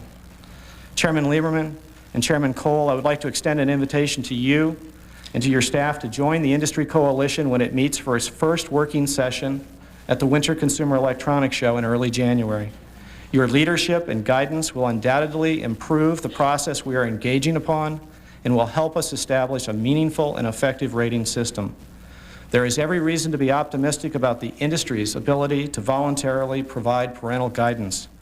But we ask that you treat digital interactive media as you have treated other media, such as the motion picture industry. Give parents the power to choose what's right for their kids, but don't tell adults what's right for them. Sega of America looks forward to continuing to work with this panel, other leaders in Congress, and every responsible member of the industry to better inform parents about the age appropriateness and content of all interactive media products. Thank you for the opportunity to share Sega's views. I look forward to your questions. Thank you, Mr. White. Now, Ms. Rosenthal, representing the Software Publishers Association. Thank you. Chairman Lieberman, Chairman Kohl, Senator Dorgan, thank you for the opportunity to appear today to discuss the creation of a uniform rating or labeling standard for video and computer interactive games. My name is Eileen Rosenthal, and I'm the General Counsel of the Software Publishers Association. More importantly, Senator Lieberman, I am by birth and at heart a native from the great state of Connecticut. The Software Publishers Association is the principal trade association of the personal computer software industry. SPA has a membership of over 1,000 companies and represents 90% of the personal computer software sold worldwide. Its members range from such well-known companies as Adobe, Apple, Broderbund Computer Associates, Davidson and Associates, IBM, 3DO Company, Knowledge Adventure, Sega, Philips Interactive Media of America, Time Warner Electronic Publishing, Sony Electronic Publishing, Pioneer New Media Technologies, Interplay Productions, Novell, and Symantec, to hundreds of smaller companies, all of which develop and market consumer, business, and education software. SPA members sold more than $30 billion of packaged software in 1992. Mr. Chairman, I ask that my written statement be entered into the record. Today, I would like to make the following 3 points. First, on behalf of the SPA, I would like to commend you, Chairman Lieberman, Chairman Kohl, and members of the committees, for the work that you have done to address the problems of youth violence in our society. Our culture is inundated with violent and sexual content that is constantly being broadcast to our youth through television, movies, radios, and books. As the video game industry has grown, we are finding that some products have begun to incorporate violent and explicit themes. It is inevitable that some of these products will find their way into the hands of children. In our attempt to protect our children from those video and computer games which contain violent and mature themes, however, we must not lose sight of the fact that the vast majority of video and computer games are appropriate for children and have the potential for developing many important and socially desirable skills. For example, it is a fact that children who are labeled as having short attention spans can focus for hours on a video or computer game, discovering rules and patterns by an active and interactive process of trial and error. Surely the potential of this medium for bettering our children's education and thinking skills is enormous. I was sitting next to, in the first part of the panel, Mr. Terry Valesky, who's the Senior Vice President of Marketing at Atari. He was telling me what Atari has recently done. They've taken their newest video machine, which is called the Jaguar, and brought it to cancer wards of children's hospitals throughout the country. He told me it was amazing to see how these children who are victims of a disease that are taking over their life felt empowered when they could act and interact with new technology, when they could shoot down a spaceship. There's many very positive things that come from the new technology. And even the literature that the Children's Television Research and Education Center presents, Dr. Page, of course, represents them today. In the literature, it asks the question, is there anything good about playing video games? And the answer is, sure there is. Like puzzles, board games, and other forms of interactive entertainment, playing videos can help kids relax, learn new game strategies, develop concentration skills, and achieve goals. If they are playing with others, it can also be a great time for socialization. I also thought it would be interesting to note that SPA puts out each month the top-selling software. In September 1993, the majority of the software titles, game titles, that are most sold are ones that really have nothing to do with violence, and I know that this committee will find that interesting.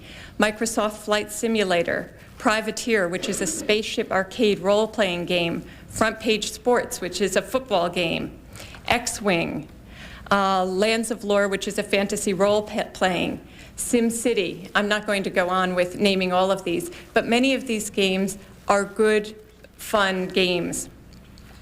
Finally, I just want to point out that computer-based games traditionally have been targeted to an older audience than some of the original video games. That's because, in part, they're geared to an audience that uses computers and keyboards, and the target audience age has been 18 to 45. But on to my second point. After talking to industry... Excuse me, I don't want to censor you either, but the red light's on, so to the extent that you can, if you would try to summarize the second and third points. I certainly will. Thank you. My second point is that after talking to industry leaders such as Sega, 3DO, Philips Interactives, hundreds of our SPA members, the Video Software Dealers Association, SPA is pleased to pledge its support to do whatever is required to help the industry create a uniform and fair system that will provide parents and consumers with the information they need to make informed choices when purchasing or renting video and computer games. In just the past 2 days, SPA has received over 130 letters from entertainment software developers asking it to take the lead in working with industry to develop, implement, and administer such a system. This outpouring of support from so many companies is a reflection of the industry's commitment to the well-being of America's children. I would like to submit these letters to the committee. Finally, my third point is that we should note that the issue is not whether to place a rating on video and computer game products. Many leading entertainment companies already place ratings on their products, particularly products that contain graphic violence or sexually explicit material. Rather, the issue is how best to create, promote, and enforce a standard that is helpful to parents in selecting appropriate products for their children. This is clearly a job for industry, and it is our intention to step forward and do that job. At the request of its members, the SPA has joined with other concerned parties present today to initiate the process of developing and implementing a uniform rating or labeling standard. We anticipate working with experts in the fields of child psychology, sociology, and education, as well as industry leaders, this committee, and national education and parent teachers groups to set guidelines for determining suitable content for children of various ages. The process will be an open one, and all interested parties are invited to participate. The first steps of the process will begin in just a few weeks with a meeting of interested parties at the Consumer Electronics Show, an appropriate professional forum for such a meeting. It is our intention to complete development of the uniform rating standard within the coming year. Mr. Chairman, the SPA is pleased to facilitate and support the effort to create and administer a uniform standard. Our industry has a strong tradition of social responsibility and action in the public interest, and this issue will be no exception. Thank you. Thank you, Ms. Roosevelt. Just to clarify, just as a matter of fact, you mentioned Apple and IBM belong to the association. They're not involved in what we're talking about here. Is that right? In other words, in the video games, you also represent software publishers who, in that sense, create the games that are then produced by Nintendo, Sega, whatever. Is that correct? Yes, we represent, well, actually, in some cases, the hardware companies also distribute software products, so they would be involved. But we represent many of the software producers of computer interactive games. Right, so that in the case of Mortal Kombat, for instance, that was a game that was not developed by Sega or Nintendo. It was developed by someone else, and they licensed it from that person. That's the way the business works? Yes, that's correct. Okay, and next, Dawn Wiener, who's the president of the Software Dealers Association. Good afternoon, Senator Kohl, Senator Lieberman, and Senator Dorgan. I am Dawn Wiener, president of the Video Software Dealers Association, and we are the national trade organization that represents the $16 billion home video industry. I am also president and the principal stockholder of Home Video Plus in Austin, Texas. I've been in the retail home video business for more than 10 years and have served on the VSDA Board of Directors for 4 years. With more than 4,000 member companies, VSDA's home video entertainment network encompasses some 20,000 retail locations, representing more than 80% of the industry's total annual revenue. Each week, approximately 57 million consumers visit home video stores to rent and purchase pre-recorded videos, video games, and a growing array of home entertainment products. Interactive video game rentals and sales are one of the fastest growing segments of our business. With the rapid growth of CD-ROM and other interactive video formats, we anticipate that this form of home entertainment will become an increasingly important component of our industry. But the explosion of the interactive video game market is a relatively recent phenomenon. The video game industry is still in an early stage of development. As president of the Video Dealers Association, and perhaps more importantly, as a mother of 3 children, I am very concerned about the depictions of gratuitous violence in all forms of entertainment. But I am also concerned about governmental actions that may endanger 2 of our most cherished freedoms, freedom of expression and the freedom to make our own individual choices concerning our private lives. We believe the creation of any governmental or quasi-governmental organization, such as the proposed National Independent Council for Entertainment and Video Devices, is unnecessary. And let me tell you why. A few months ago, we began working with video game manufacturers and others involved in the interactive video game industry to create a comprehensive, industry-wide voluntary rating system for interactive video. We have announced a major video game and new technology conference for April 10th and 11th in Chicago, where interactive video manufacturers, distributors, and retailers will meet to discuss a variety of issues, including content and ratings. We see a very high degree of agreement among the manufacturers about the need for a comprehensive rating system and the desire to implement such a system. The Software Publishers Association has taken the lead in developing this rating system with participation from both manufacturers and retailers.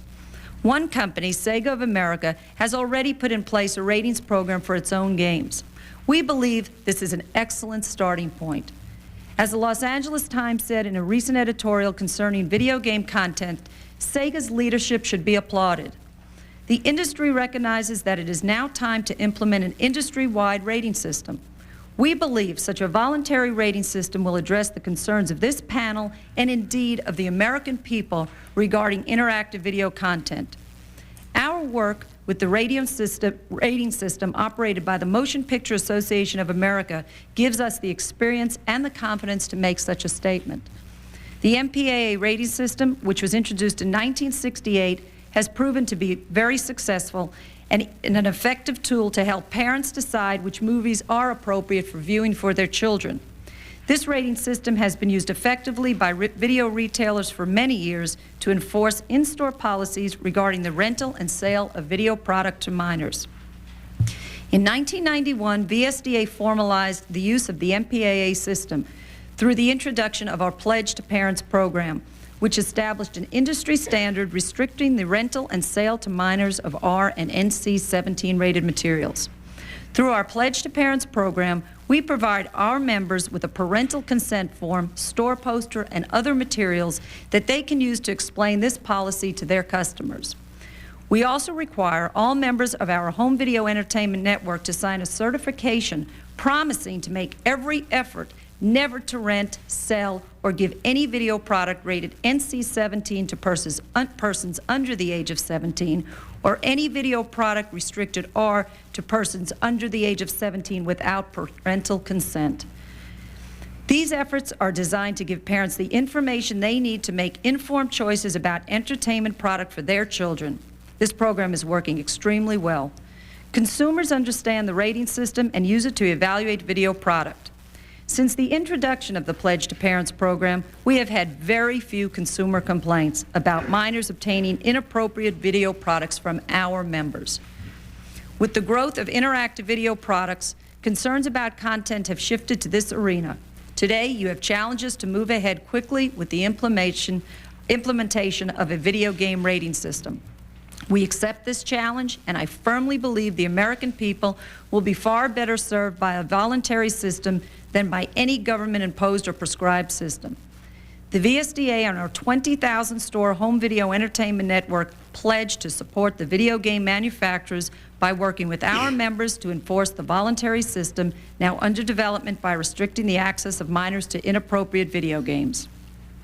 Our members are not only video retailers and business people, but many are mothers and fathers who are concerned about the future of their children. We believe a voluntary rating system for interactive video will protect our children while preserving our cherished freedoms of expression and choice. Thank you for the opportunity to express the views of the Video Software Dealers Association and its nationwide home video entertainment network of retail stores. Thank you, Ms. Weiner. And finally on this panel, Mr. Craig Johnson of the Amusement and Music Operators Association, which I assume includes what we might call arcades or other places where video games are played. Thank you very much. Thanks for being here. My name is Craig Johnson, and I am the immediate past president of the Amusement Music Operators Association, better known as AMOA. Our association is a 1,700-member association made up of owner-operators of coin-operated amusement devices such as video games. I think it is important to note that our membership deals in commercially placed amusement devices and does not, as a rule, deal in the home video game market. I also think it important to note that as owner-operators of amusement devices, we do not manufacture amusement devices. We do, as AMOA, however, have in our membership some 140 manufacturers. I'm here today to address the concerns of video game violence from the point of view of the commercial game owner, the individual that has invested a significant amount of money in owning and operating video games. Our association, our most recent convention, October 21st of this year, took a position and expressed our concerns to the manufacturers and the industry as a whole. Our position states, AMOA believes that the current trend of the escalating use of violence in video games will prove to be detrimental to the industry in the long term. We are currently seeing parents and safety advocate groups speaking out against video games and their use of graphic violence.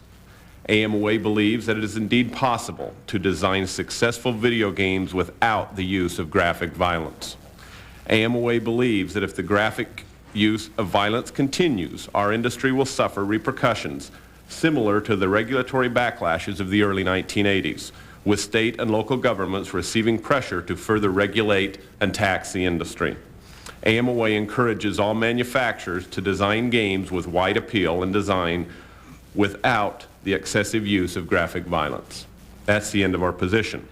While AMOA does not manufacture video games and cannot control what designers put into their games, we do believe that the violence in the games would best be controlled within the industry through self-policing policies. At least in the coin-op side of the industry, this is a relatively new issue, and most games that are now on the streets in commercial operation have been under design for some time. In many cases, the design of video games takes over 1 year to complete. We appreciate the attention Congress is giving the issue.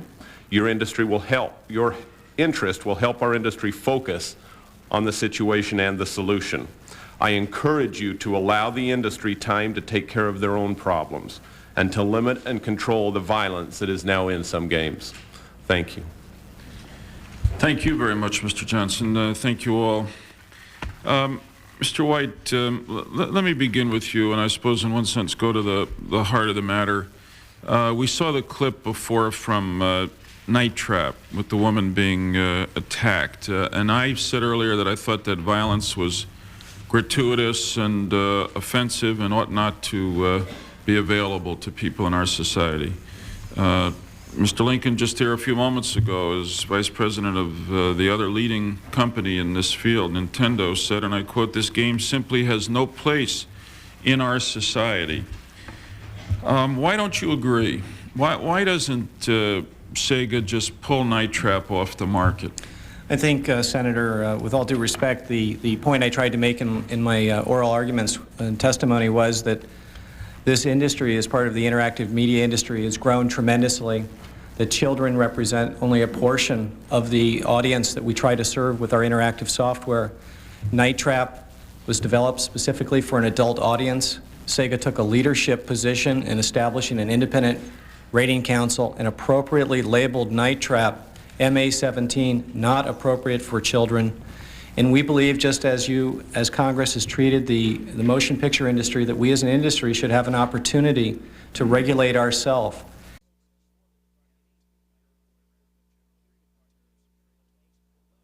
I believe that we've taken that first step this morning in developing an industry-wide coalition to adopt an industry rating system with enforcement.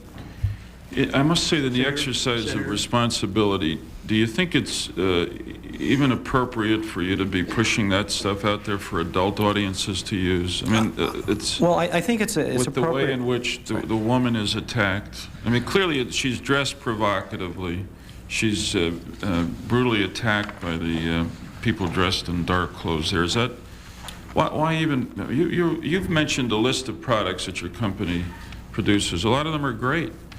Why do you need to go across that line and produce this stuff for adults or kids? Let me make 2 points. First, if you showed only the violent and gory scenes from out of context consecutively, one after the other, from Roots or Gone with the Wind, you might conclude they're horrible films. But in reality, they aren't. And what you've done is picked a particular segment of that game. Let me clarify. A winning effort within Night Trap saves the women. Your job as the player is to identify the villains and to trap them. If you are a good player, you keep the villains from the women and men who are potential victims. This game is an appropriate game for adults that choose to entertain themselves in this way, shape, and form. And if you're a bad player, what happens? If you're a bad player, you will see that scene. The woman gets attacked. The woman gets attacked. You're going to have a long way to go to convince me that you're raising anyone's values or reducing anyone's inclination toward aggression, and particularly aggression toward women, by putting this on the market. We agree with much of what was said on the earlier panel. We believe that more research is necessary.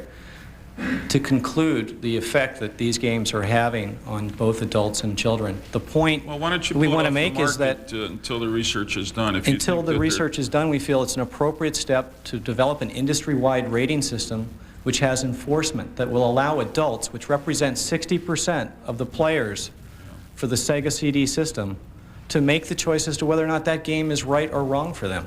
Let me talk to you about the rating system. I understand your argument. I disagree with it, that you have a broad market and it includes adults as well as kids. And you've set up the rating system to try to give advice as to how to distinguish. Incidentally, my staff, in going into a number of stores where your products are sold, has never seen that poster that you put up explaining what the rating system is. Is it displayed in stores? Senator, I'm sorry, I did not mean to suggest that it was displayed in stores. It is part of our Everyone Wins brochure. Okay, but it's distributed at 2,800 retail outlets. We make it available to all of our key retailers.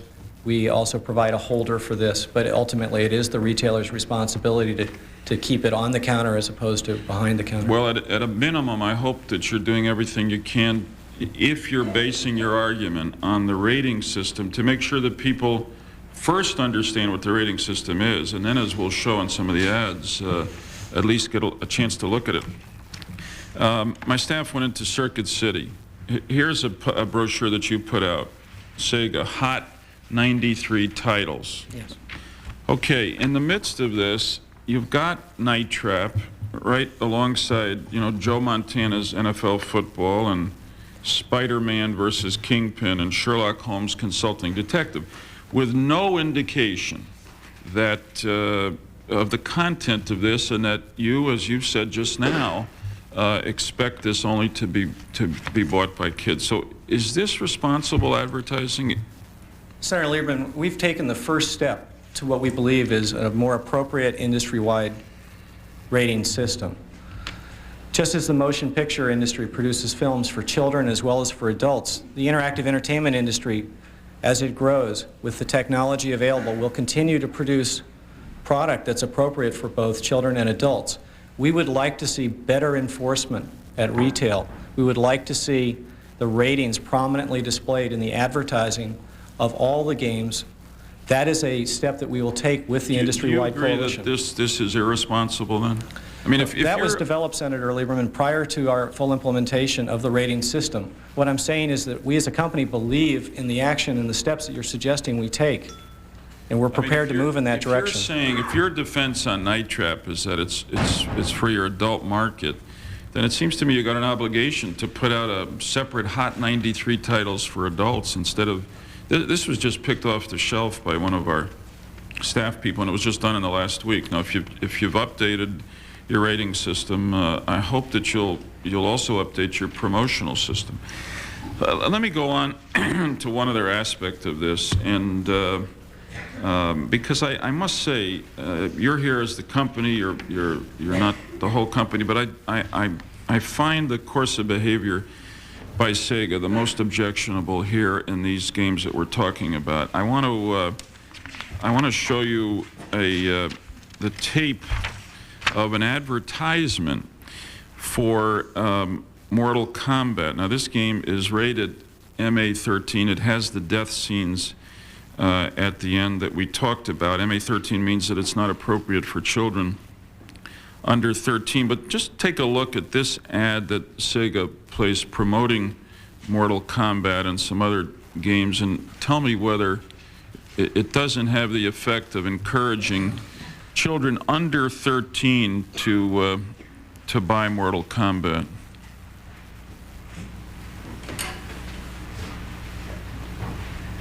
To his peers.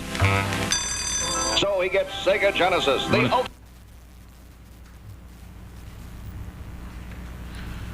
We're going to take it back to the beginning. Kathy, can you make that brighter at all?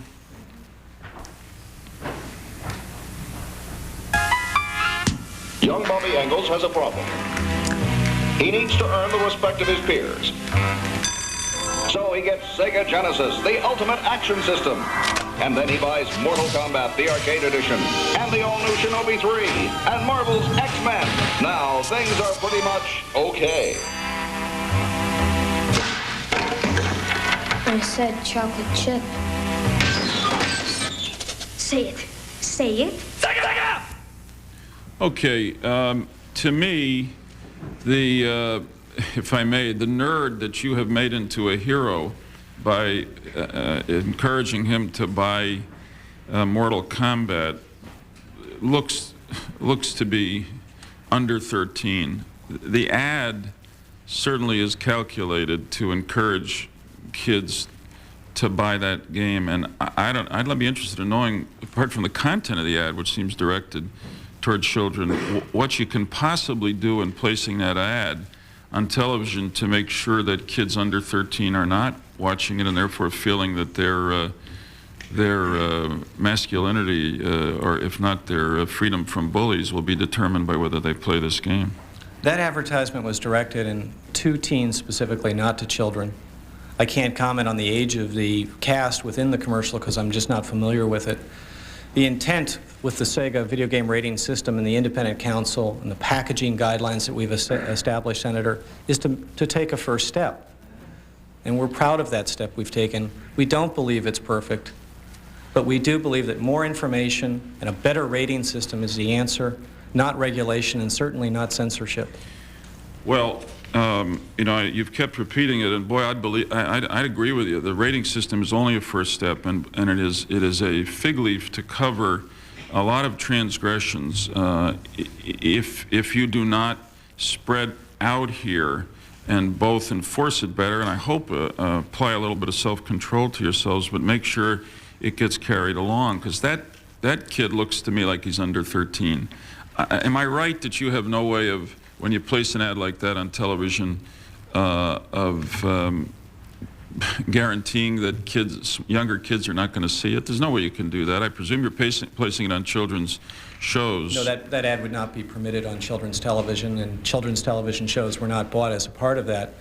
But you're right. We buy television time that's directed towards teenagers or television time that's directed towards children. That ad was not approved for children's television. It was directed towards teenagers and on time that was purchased for directed at teenagers. Okay. Again, in terms of your emphasis on the rating system, Attorney General Dan Lundgren of California, who is also not one of your fans, spoke with me the other day. And as you know, he's been troubled by the violence and graphic sex in the video games. He discussed with me and sent me an ad from GamePro magazine. Now, these involve Sega products, although I see that it's placed by Namco, so you'll have to tell me whether you're responsible for it. Not. I'm sorry, we're not. Okay, but let me just direct you, and I don't know to what extent you have any ability to control this. At the top, it says he's back. Splatterhouse 3 for the Sega Genesis is the kind of game rating systems were invented for. Now, and then it goes on at the bottom to advertise that it includes deadly new weapons, 6 levels of monster bashing mayhem, and killer special moves. Don't you agree that that kind of advertisement makes a mockery of your rating system? By that I mean to say the specific reference to this is the kind of game that rating systems were invented for. I haven't seen this advertisement, Senator Lieberman, and we don't have control. Got it now, we don't have control over what an independent publisher would say about our system, nor, I believe, would motion picture industry have control over what an individual studio might say about the MPAA guidelines. But wouldn't you agree, just having seen it now, that makes a mockery of your rating system? And I can't believe that's what you want your independent producers to do with your rating system. We want to go to the next step, Senator, and that's why we've worked around the clock over the last 2 weeks to establish an industry coalition to work with your committee and the other members of Congress to develop an industry-wide system that will be more effective. Okay, well, there's a lot of work to do. To put it mildly, Mr. Lincoln, let me just ask you one question. I appreciate the extent to which you have self-regulated to some degree, and I also appreciate the fact that you've accepted today the idea of a rating system, because even though the materials that you've been producing are less violent and less graphically sexual than others have. Nonetheless, there is violence in them.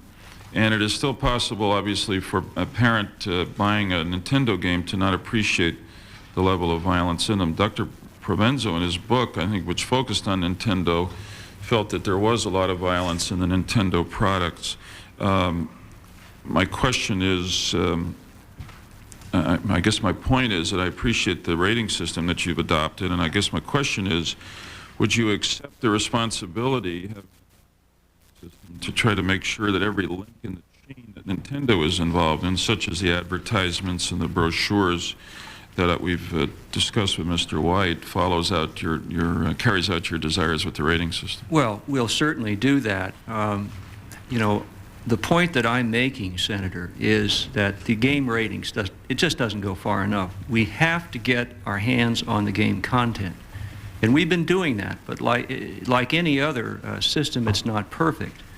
Let me make just a couple of other points. I can't sit here and allow you to be told that somehow the video game business has been transformed today from children to adults.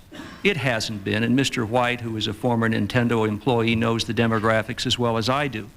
Furthermore, I can't let you sit here and buy this nonsense that this Sega Night Trap game was somehow only meant for adults. The fact of the matter is, this is a copy of the packaging. There was no rating on this game at all when the game was introduced. Small children bought this at Toys R Us, and he knows that as well as I do. When they started getting heat about this game, then they adopted the rating system and put ratings on it. But today, just as I'm sitting here, you can go into a Toys R Us store or a Walmart or a Kmart, and you know as well as I do that you can buy this product, and no one, certainly no sales clerk at retail, is going to challenge you. So the point I'm getting at is putting these ratings on, if that's as far as we're going to go, isn't going to get us anywhere. We've got to get further into this. And let me say that I agree that everything that we've done has not been perfect. As a matter of fact, when I came into the hearing room this morning, I saw that you've got an advertisement up here for one of the Super Nintendo Entertainment System games that says they've got a bullet with your name on it. That's right. Well, let me tell you what I did. I phoned my office to find out that that licensee put that advertisement out without our consent, without our review, and without our permission. And unless that advertisement is withdrawn, that company is in breach of its license agreement. So we do have, just as Sega does in the case of Namco, which is a Sega licensee, the ability and the right to control advertising by our licensees, and we take that seriously. And I'm going to apologize to this committee for the fact that we slipped up and our licensee didn't tell us about this. But let me tell you, when I get back to Seattle, I will call that licensee. Well, thank you. Thanks for your forthrightness. Thanks for assuming responsibility. I believe you've shown some leadership here. You're not perfect, as you've said, but you've been a damn sight better than the competition. Senator, may I make a comment, please? It's all well and good to say that we have content guidelines. Sega of America has content guidelines as well. I had the opportunity on Tuesday to meet with your staff and some of the others to show some of the Nintendo video games to the staff and compare the level of violence in the Nintendo video games to the same game on the Sega platform. And I'd be pleased to show a minute or a minute and a half of that comparison to demonstrate that the contents that, the guidelines that Mr. Lincoln speaks of continue to allow excessive violence in these games without the benefit of a rating system, without the benefit of clear packaging, saying this is for mature audiences. Our system, our voluntary system with independent rating council suggests that all fighting games receive an MA13 label and warning so that parents can decide whether that level of activity, aggressive activity in a video game, should or should not be allowed into the house. Nintendo continues to suggest that their internal guidelines are appropriate and go far enough. It simply doesn't. Go ahead and show it, and then we'll... And Senator Kohl has been very patient.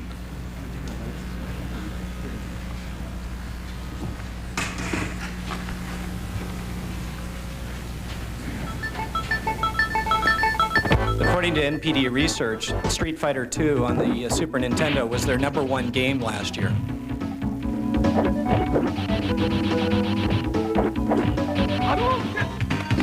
You saw the Nintendo version, now the Sega version.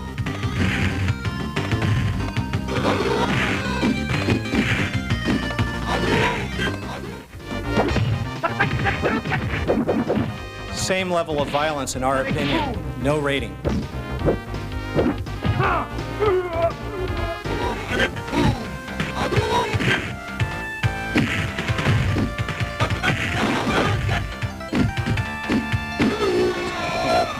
I think the point is made. Okay, look, Senator Kohl is going to question now, but Mr. White, let me just say this to you. Today, Mr. Lincoln, on behalf of Nintendo, has accepted the idea of a rating system. They have previously been self-regulating more than you have. They chose not to produce Night Trap, and they have a clearly less violent version of Mortal Kombat out. You have a rating system, but I've still not today heard you accept responsibility for regulating the content of your games more than you already are. And I regret that. And that, I think, notwithstanding the tape you've shown us, which doesn't compare, in my opinion, to Mortal Kombat and Night Trap, is what's at issue here. Senator Kohl. Thank you, Senator Lieberman. I'd like to ask both Mr. Lincoln and Mr. White the following question. As you move and expand your business and move into the adult market and create product for the adult market only and sell it in your stores, adults come to buy it, do you have any way of guaranteeing the American people that their children aren't going to see it? No. Mr. White? No, we don't, Senator. All we can do is work with the mechanisms that are available to us, and that's what we want to do through this industry-wide coalition. And that's why we're so pleased to see the VSDA here. So that there's no way in which we can feel comfortable that the kind of material that some of us might think doesn't belong on the market at all isn't in fact going to get on the market and then be viewed by children. Well, Senator Kohl, it's similar to the motion picture industry. Yes, it is. Yes, it is. I understand. I understand what you're saying. Yes. I just want to clarify so everybody understands where this all leads. There's an interesting difference between Sega and Nintendo in this matter in that we have moved ahead with CD technology, using a CD-ROM player as an interactive entertainment device. We have Sega CD on the market. We've had it in the market since November of 1992. Nintendo does not have a CD-ROM device. They continue to focus their marketing efforts against children. We have recognized that the interactive entertainment market is far larger than just a children's market. The demographics of our Sega CD player, which are 60% adults, suggests that that is the fact. And we would like to see a rating system that will allow us to develop games for that broad array of players, but give the consumer the information necessary to make an appropriate decision for his or her family. All right. Do you want to say something, Mr. Lincoln? Well, I didn't realize that the hearing was focused on market share. I thought we were talking about regulation of violence, but my colleague must think differently. Let me say this. The biggest problem we have here is in a rating system is try to figure out some way of enforcing it. And you, Senator Kohl, as a former retailer, I think understand that as well as I do, being a businessman. If we simply put these ratings, this game is violent, on this packaging, however we do it, and we don't have the cooperation of retailers, if we don't have some enforcement mechanism, my own personal view is that that really may be a step backward, and we may really only be encouraging people to make more violent games. Certainly the industry is moving into different territory with new technology. Nintendo, for example, is going to be coming out with a 64-bit system in the future. But the point of that is that graphics are going to become much better. And my sense is that unless we can get everybody in this business, not just the video game companies, but the retailers and the government, involved in putting a stop to the kind of things that you're seeing in Night Trap, we're really deceiving ourselves that we're going to keep this kind of violence out of the hands of children. Senator Kohl, may I address this? Yes, go ahead, Ms. Weiner. I'd like to state that back in September, we made a concerted effort from the VSDA to meet with all the video game manufacturers. Sega helped to implement it. We had 8 different manufacturers showed up. Nintendo declined. And at that meeting, the most important thing we did discuss was the video game rating system and how we were going to implement that system. We talked to them in quite some length about how the MPAA works, and that even if it is not 100% possible to control everything, by having a rating, it gives the parent the opportunity to make a decision if this is a good video game for my child or not. Without any rating, you have no idea really what the content is of that video game. You just know your child is coming home and saying, I want Mortal Kombat because everybody on the street has it. So we have been working with Sega since September. This is not something they just started in the past 2 weeks. They have worked with us continually for the past 2 weeks to put a coalition together, but this really was implemented back in September. We feel that the retailers, based on what we've been able to do with the MPAA system, will be very effective when we do get a good voluntary system in place. Senator, just one comment. I'm sorry, but Ms. Weiner has failed to tell you that Nintendo does not distribute its video games to VSDA members. Sega does. So obviously, Nintendo is not the VSDA's favorite customer. We also represent Toys R Us and Walmart, are members of the VSDA. We are not just the video rental business. We also represent the video game sales business. All right. Mr. Johnson, what standards does the arcade industry have to prevent children's access to the kind of material that we don't want them to see? Well, the arcades in the street, we believe, are going to have the greatest standards of anybody, and that's going to be economic. Now, what kind of do you have any way of keeping the kids from? Have absolutely no way of keeping the children. If it comes out in a commercial coin-op game and it goes into the arcade environment, certainly the children are going to see it. There's just no question about that. Mm-hmm. The impact that's happening today in the commercial coin-op market is coming from the locations themselves. Keep in mind that our members, which own the equipment, typically place it in other establishments owned by those other than themselves. Movie theaters, restaurants, bowling alleys, arcade chains, things of that nature. And we have noticed, and hence that's why we came out with our policy when we did it in October, is because in the last 60 to 90 days, we have started receiving phone calls from these locations. The movie theaters, I personally in my own business do one large amusement park who called me and said, we've got one particular game, we've had a couple parental complaints, we'd like it out. And so we are starting to see economic pressure not to have and operate these types of equipment. Mm-hmm. Well, in the interest of moving on, let me just give you an overall impression. And I, as a person who's sitting here and listening and trying to observe, and probably also in the shoes and in the minds of all those people who are watching on TV and who'll be reading accounts of what happened in the newspaper, there's really a serious problem here. I mean, you know, this is not a dog and pony show. And sometimes I fear, and having sat through a few of these hearings, I sat through a few with the movie industry, that there's always an attempt to get by the hearing. Just get by, offer them meetings, tell them we're going to be in a week and a 2 and a month, and we're going to, don't worry about it, we're going to take care of it, we're going to self-police. I've heard this before.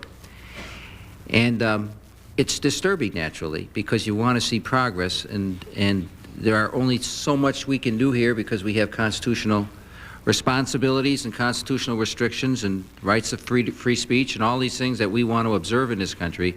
At the same time, none of us want to see our kids go down the tubes. None of us do. Now, you might look at something else and say, now, that's really bad. They ought to do something about it. That's kids and guns. And that's not something that you control. That's something that we try and do something about here. But you might look at it as an American parent and not involved in a business. You might say, now, they really need to do something about that. And if they can't, we have a serious problem in this country. And we're trying to do something about it.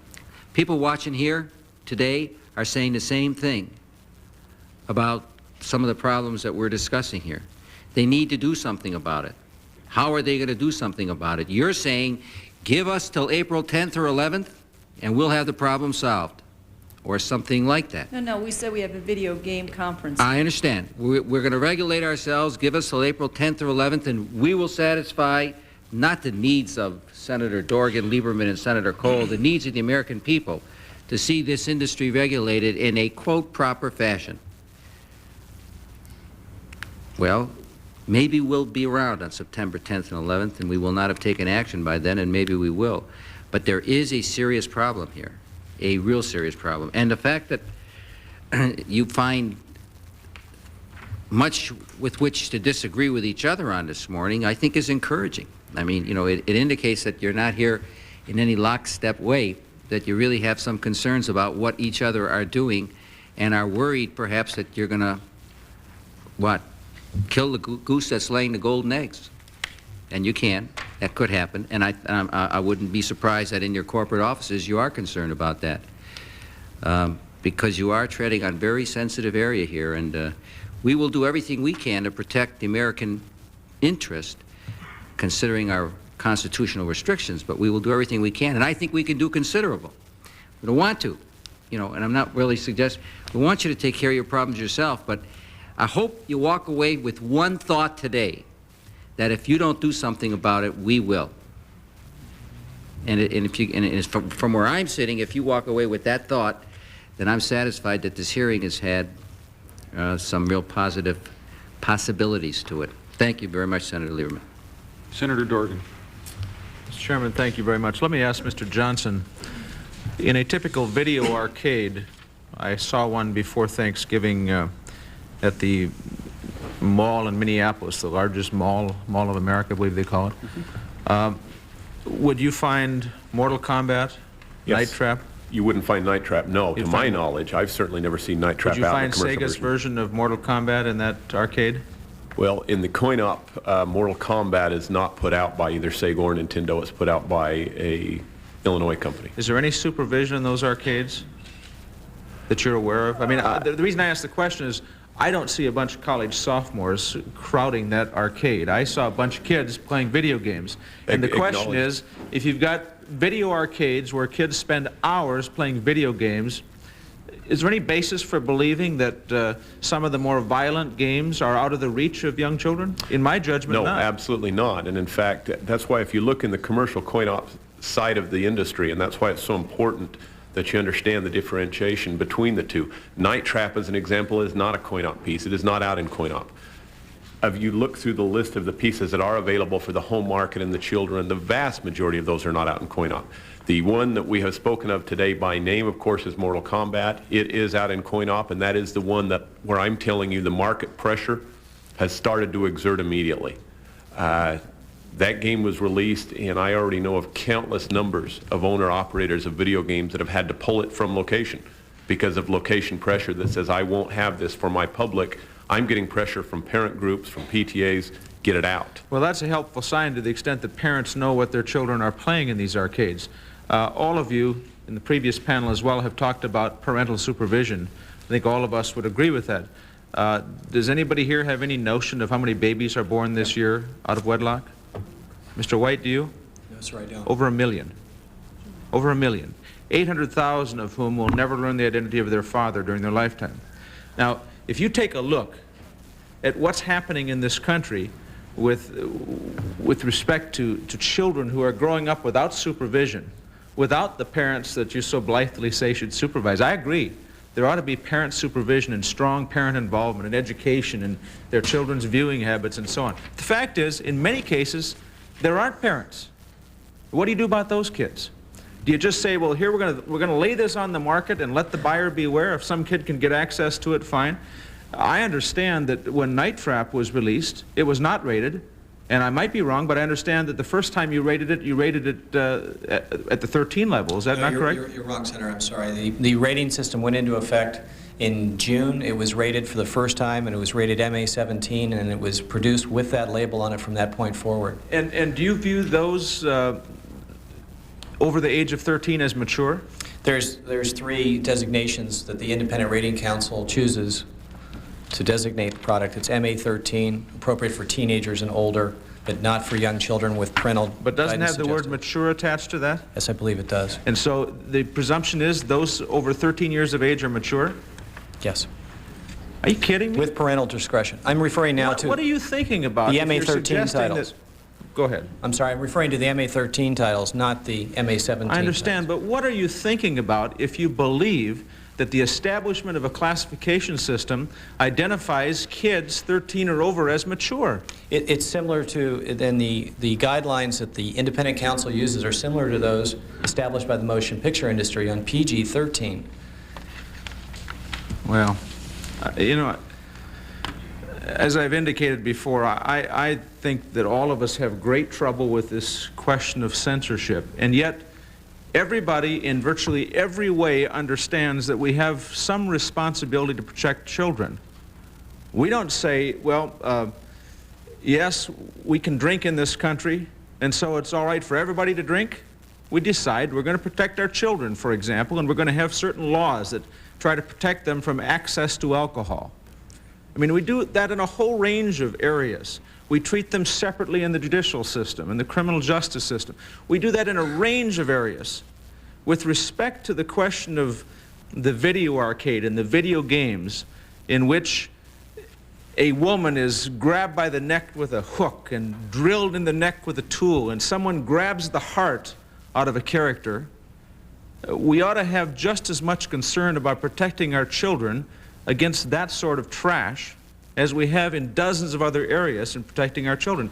And I honestly, Mr. White, I read your statement, and I honestly think that you don't understand what we're talking about here. Let me tell you why. In your final point about Night Trap, you say this: finally, there is some research suggesting a short-term, momentary increase in playful, aggressive behavior after playing video games or watching violent television programs. There is no research concluding that this has any lasting impact. In fact, quite the opposite is true, you say. My sense is that you really don't get what this hearing is about, and I don't mean to single you out. It's likely there are others that ought to be sitting in your place. But you know, we it seems to me, have to begin to exercise some common sense to protect our children. And when you say, and when others say, and my guess is the person that marketed this particular game says, this is not for kids, this is adult entertainment. The fact is, you know and I know that kids in this country will have wide access to it. And we need to exercise responsibility to see that we protect those children. And frankly, prior to this hearing, I've seen very little effort on the part of people in the industry to do that. The effort has been to try to follow the money tracks and see how you can profit. Unfortunately, profiting at the expense of America's kids is not moral profit in my judgment. And my hope is this hearing provides a direction that is much more constructive for this country and for our kids. Thank you very much. Thank you, Senator Dorgan. Thank you very much. I look forward to continue to work with you. I have some more questions. Mr. White, in the rating system that Sega has, beyond the MA-17, MA-13, and the rest, you have a category non-approval. Yes, sir. So that that's indication on the guidelines themselves that Sega has established that you profess an intention to exercise some self-control here. And I read from the latest version of the guidelines, which is December 2nd of 1993. As always, Sega will not approve products which contain A1, material that encourages criminality of any kind.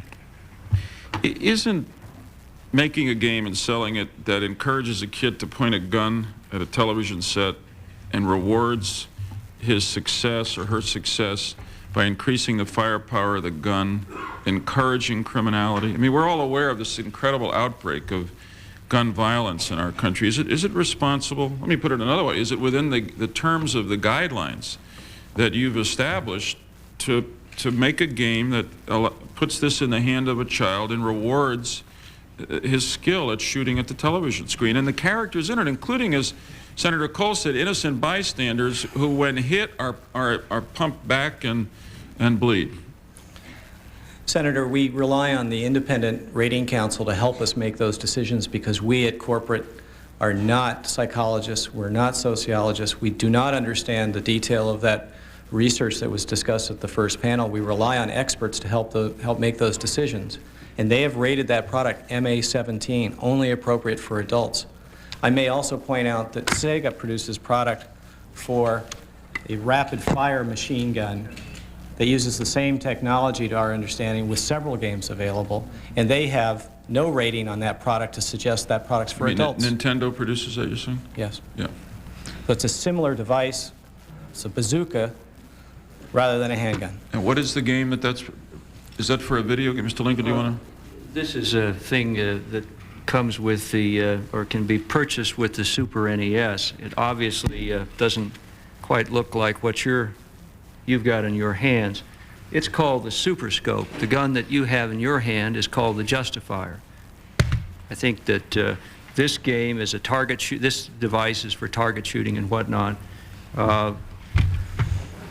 You know, I guess I'd rest my case with the fact that we're not putting the name Justifier on it. And the game that you're speaking of, Lethal Enforcer, let me tell you that that game was initially rejected by Nintendo. We told the licensee that we would not allow that game on the market. Right. We told him that he would told it that they would have to take off the word Justifier, and we made a number of substantial changes to it. And we also told him we wouldn't approve this kind of packaging. The end result is that that product is not yet out on the Nintendo platform. I hope before it goes out on the market, you'll think again about it, because it's more than the name Justifier on this. This is a handgun, pure and simple. And no matter what the name is on it, putting it in the hands of a kid just gives them the wrong idea. As I must say, to me that looks like a weapon and not like a high-tech implement of any kind. It looks like an assault weapon of some kind. Let me go to another part of this problem, and that is the chain of distribution, the chain of advertising. Because if you establish a rating system, it's got to be carried out throughout the chain. As you indicated earlier, I went into, one of my staff members this morning went into a Toys R Us on the way to work, and Night Trap is right there alongside the other video games that the kids can buy. I want to show you two examples that deal with advertising. The first is this Toys R Us circular. And if you can see it, I think you'll see, Mr. White, in that case, that the ratings on Mortal Kombat are not visible. They've been covered over. Now, I know that's not your ad. You don't own Toys R Us, but I'm just trying to make the point of how important it is if you're really going to rely on your rating system to follow that through the chain. Second, we've got this ad for Lethal Enforcer that Senator Kohl has pointed to before, and the rating, which is on your package, is effectively, it's not visible. The carton is raised in such a way that it's covered it up. And of course, apart from that, and you'd have to look for it, I mean, one other exercise of responsibility here would have been simply to have had a mark somewhere else there saying, this is MA17. This shouldn't be bought or used by anyone under the age of 17. So my question is this. Pursuant to your commitment to have a rating system, would you commit now to do everything in your power to ensure that the ratings are not only visible on your product, but visible in advertising for your product, especially advertising, of course, which you procure directly? Mr. White and Mr. Yes, Lincoln. Chairman Lieberman, I refer to my written testimony that we are, in fact, suggesting that consistency as to the presentation of ratings and product packaging, advertising, and promotional materials. And I'll go beyond that and suggest that it should be prominent. And you have our commitment. I don't believe that that same commitment has been made by Nintendo. It is in our testimony. Mr. Lincoln. Well, I don't know what he's talking about there. As you well know, we have made a commitment to the rating system. The point that I've been making all along, and the point that I made to both of you this morning individually, was that we are concerned that a rating system by itself might just be an open season on more violent games. The commitment that I'll make to you is that we will, while we will participate in formulating a rating system, we'll be the first ones back here if what we see is nothing more than just business as usual. If we're going to have a rating system, let's put some meat in it. Let's figure out a way to get the retailers to enforce it. Let's figure out a way that that the consumer can clearly understand the content of these games, and we'll certainly make that commitment. I've made that to you prior to the hearing in my statement, and I'll repeat it now. Thank you. Ms. Rosenthal, on behalf of the Software Publishers Association, am I correct that Konami would be a member of the association? Excuse me, Your Honor. I'm sorry, Mr. Senator. It's okay. I do not believe that company is a member. Would you consider it a software publisher, whether it's a member or not?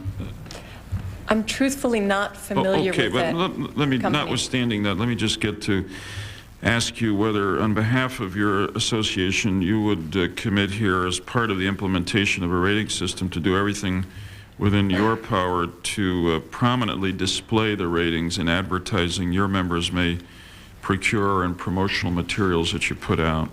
Absolutely. Senator Lieberman, you've made some very, very cogent points here. And what I want to emphasize today is the sincerity of the industry. They have heard what you and Senator Kohl have had to say, and they are sincerely interested in the well-being of children. And any system, rating system that does get adopted will be consistent and will be understandable and will be labeled in a similar manner and will be enforceable. That's a commitment that we can make to you. Okay, Ms. Weiner, in terms of the video rental stores as we know them, right now it's clear that if you go into a store, most of the stores, certainly the big Blockbuster for instance, if you're under 17, as you said, your age is basically checked, and you can't take out an R-rated unless you got parental permission, and you can't take NC-17 under any circumstances. On the other hand, and I know there hasn't, I guess, been a widely accepted system. One of the staff went into Blockbuster, one of the Blockbusters around here last week, took out Mortal Kombat, and it had no rating on it, and it appeared that it would be easy for a child to take it out as well. I just wanted to ask whether it would be the intention of your members, once a rating system is adopted by the industry, to implement it in the same way you have the movie rating system. Absolutely. We plan to implement the pledge to parents again, to add the video games to this system. And that's back to our conference. That's where we're really going to spin off the whole educational process, that now there is a rating system in effect. We want you to add that to the pledge to parents. We want you to have your members and explain to your membership about the new system. And basically what most of us do is, in our computers, we have the parents sign if they do have children, what are the ages of their children, and in fact, will they allow them to rent any video games. And so we have all intentions of implementing the system to the best of our ability. Mr. Johnson, you probably got the hardest job of all in your arcades and other facilities, but what if there is a rating system on the video games? Are your members in a position to start to try to exercise some influence on what, for instance, if a 10-year-old goes up and starts to play Mortal Kombat or Night Trap, can you do anything to stop them from doing that? Again, one more time, first of all, Night Trap isn't out in coin-op, and right. So that's not an issue. A Mortal Kombat, in answer to that question, absolutely no way. The coin-op is spread literally every small town in the United States. The vast majority of locations, while you're familiar and focusing on the major game rooms, that room that is housed and has an attendant, remember that there are movie theaters and grocery stores and restaurants, nightclubs, and virtually every type of location, retail outlet you can think of that today houses video games. And in most of those cases, they are not in immediate supervision. And under those scenarios, as an example, if you were to rate Mortal Kombat and say it is absolutely not to be played by anyone under the age of 17, in the commercial arena, we have no way of enforcing that short of simply not placing the game. And in some cases, you're doing that in response, your members are doing that in response to And that's where we're saying from the coin-op side, the market pressure is causing that. Let's face it, we can sit here all day and talk about morals, but the reality of the business world out there, and unfortunately in many cases, is driven by economics. Okay. And economically, our people are being forced to pull them. Final question for Mr. White and the panel. In your guidelines, you say that you're not going to approve products which contain material that denigrates any ethnic, racial, sexual, or religious group. Obviously, I think that Night Trap denigrates a sexual group, namely women, but and we've talked about that. But in this, again, this is not your ad. In the Konami ad, there's a reference to ninjas. It talks about fighting ninjas in Chinatown. Aside from being, as I understand it, culturally inaccurate, since ninjas are in the origin Japanese and not Chinese. Do you agree that that's in violation of the spirit of your own guidelines? Senator, those guidelines refer to the games, not to the advertising. We don't currently extend. No, I understand that. That's not our advertisement. So would you say that if your advertisers at Sega asked you about including that kind of phrase in a Sega ad, that you'd tell them not to do it? I'm sorry, I don't know which phrase you're referring to. Well, there's a reference there to fighting ninjas in Chinatown. To me, it seems like at minimum, ethnically insensitive, and maybe We'd strongly discourage that kind of language. Absolutely. Okay. Senator Kohl and I are very serious about this and intend to stay with it. And I must say that I think we're going to pursue our legislation. I hope that you're able, within the industry, to come up with a rating system that meets everyone's concerns. But I think the best guarantee of that is for us to stick with the course we've set. And as part of that, we are going to convene again here, preferably in February, to meet again with you and see what progress you've made up until that time in your rating system. And then we can decide where to go from there. And again, I know there's a tremendous market incentive here. The money's got to be very attractive, but the best thing you can do, not only for this country, but for yourselves, is to self-regulate. And believe me, it's not only going to be important to our kids, it's going to be important to the ultimate credibility and success of your business. And frankly, in some measure, it's going to be important to the maintenance of constitutional freedoms in our country, because unless people self-regulate, unless people draw some lines, the sense that too many people in our country have that we're out of control is going to lead to genuine threats to our freedom, which nobody wants to see. So we've come some ways. I appreciate the ways we've come, but we've got a ways to go yet. And I hope that you will become the leaders in this. Senator Kohl and I have a lot of other things we can work on here in the Senate. I hope that you'll take it from here and work it in a way that we don't have to worry about it anymore. Senator Kohl? Yes, thank you. Just a final word, consistent with what Senator Lieberman just said. You know, there is, in America, an awful lot of freedom, and we cherish it, we want it, we deserve it, and we're not going to let it go. And neither is the commercial world, nor should you. But there is that tendency, at least I see it here this morning, but it's not unique, I think, to this particular industry. As you know, there's always that tendency to use the system down to the last inch to maximize profit and stock price and so on. It's human. I mean, I'm not suggesting these are bad people. But that's what happens in our country because it's so free, and everybody has an opportunity to do almost whatever they want with its certain limitations. And I think this is an example of how we can push it too far and really do great damage to our country.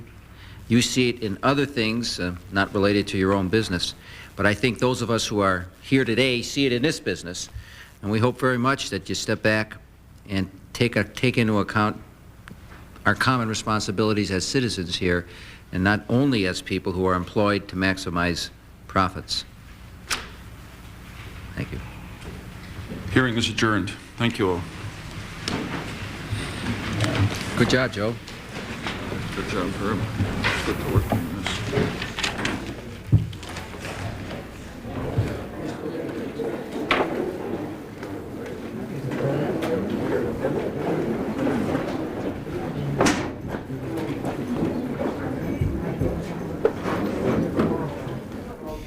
Senators Joseph Lieberman and Herbert Kohl are co-sponsoring a bill that would require video game manufacturers to label their products to reveal their violence and sexual content. Under the bill, if manufacturers can't come up with a uniform set of standards in 1 year, the president would then appoint a 5-member council to do it for them. In a moment, an update of the program schedule, but first, we follow the trail of the C-SPAN school bus.